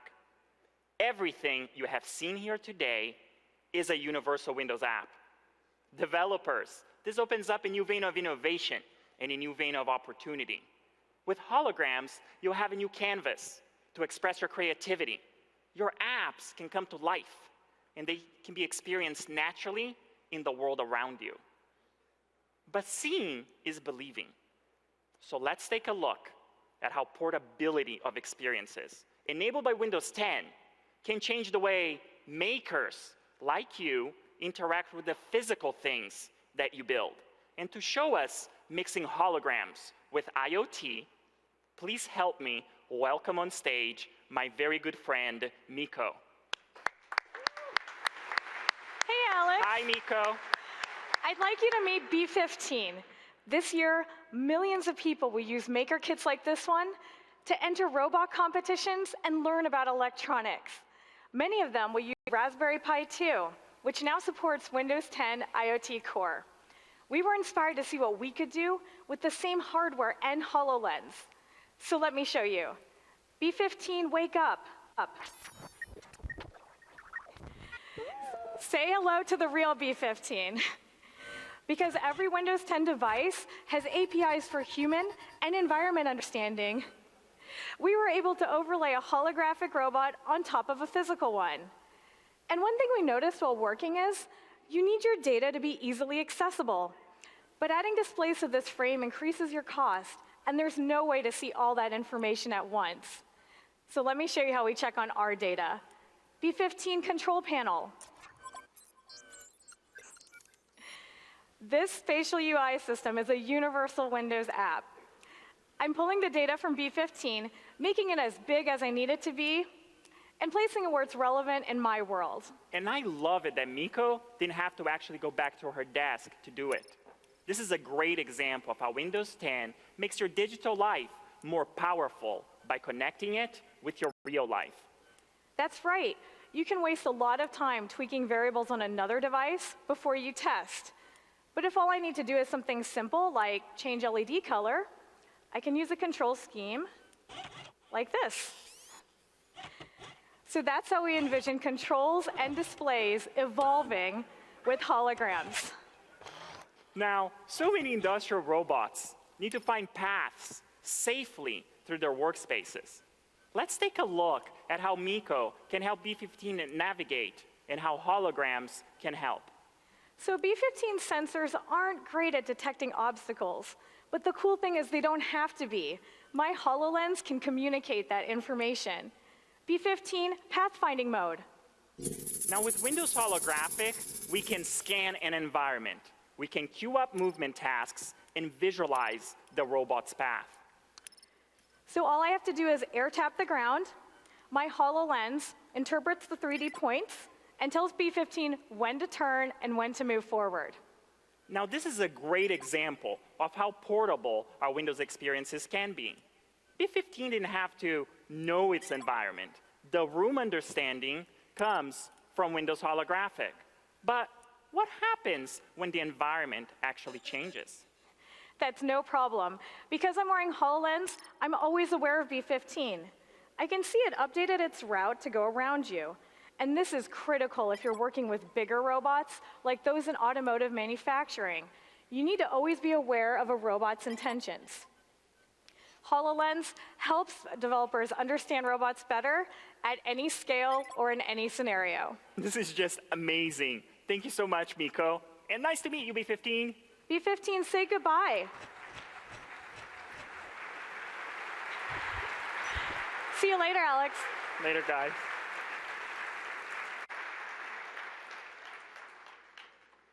Now, at some point in time, you get this feeling you could actually be creating something meaningful.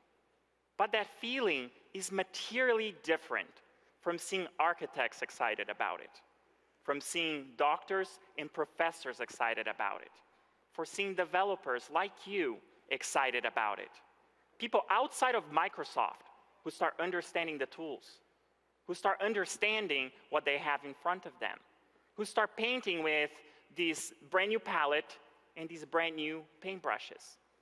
It's humbling and it's exciting at the same time. It is in that spirit that we have brought hundreds of HoloLens devices, just like the ones you saw on stage today, all running on Windows 10, so that you, here at Build, can experience holograms for yourselves over the next few days.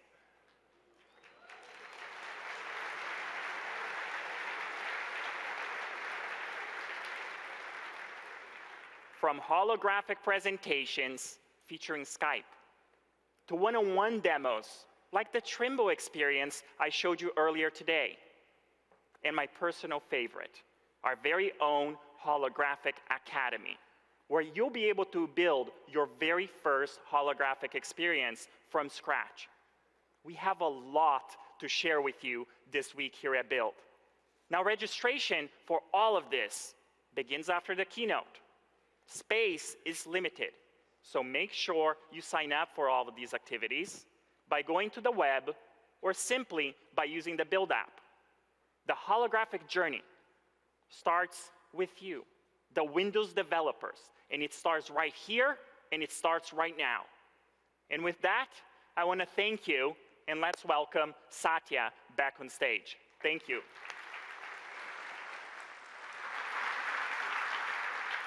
Thank you, Alex. That's just magical stuff. Hopefully, you get the essence of our ambition with Windows.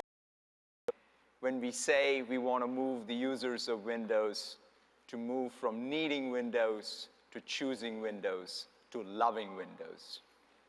At the core of our company is empowerment, empowering us all.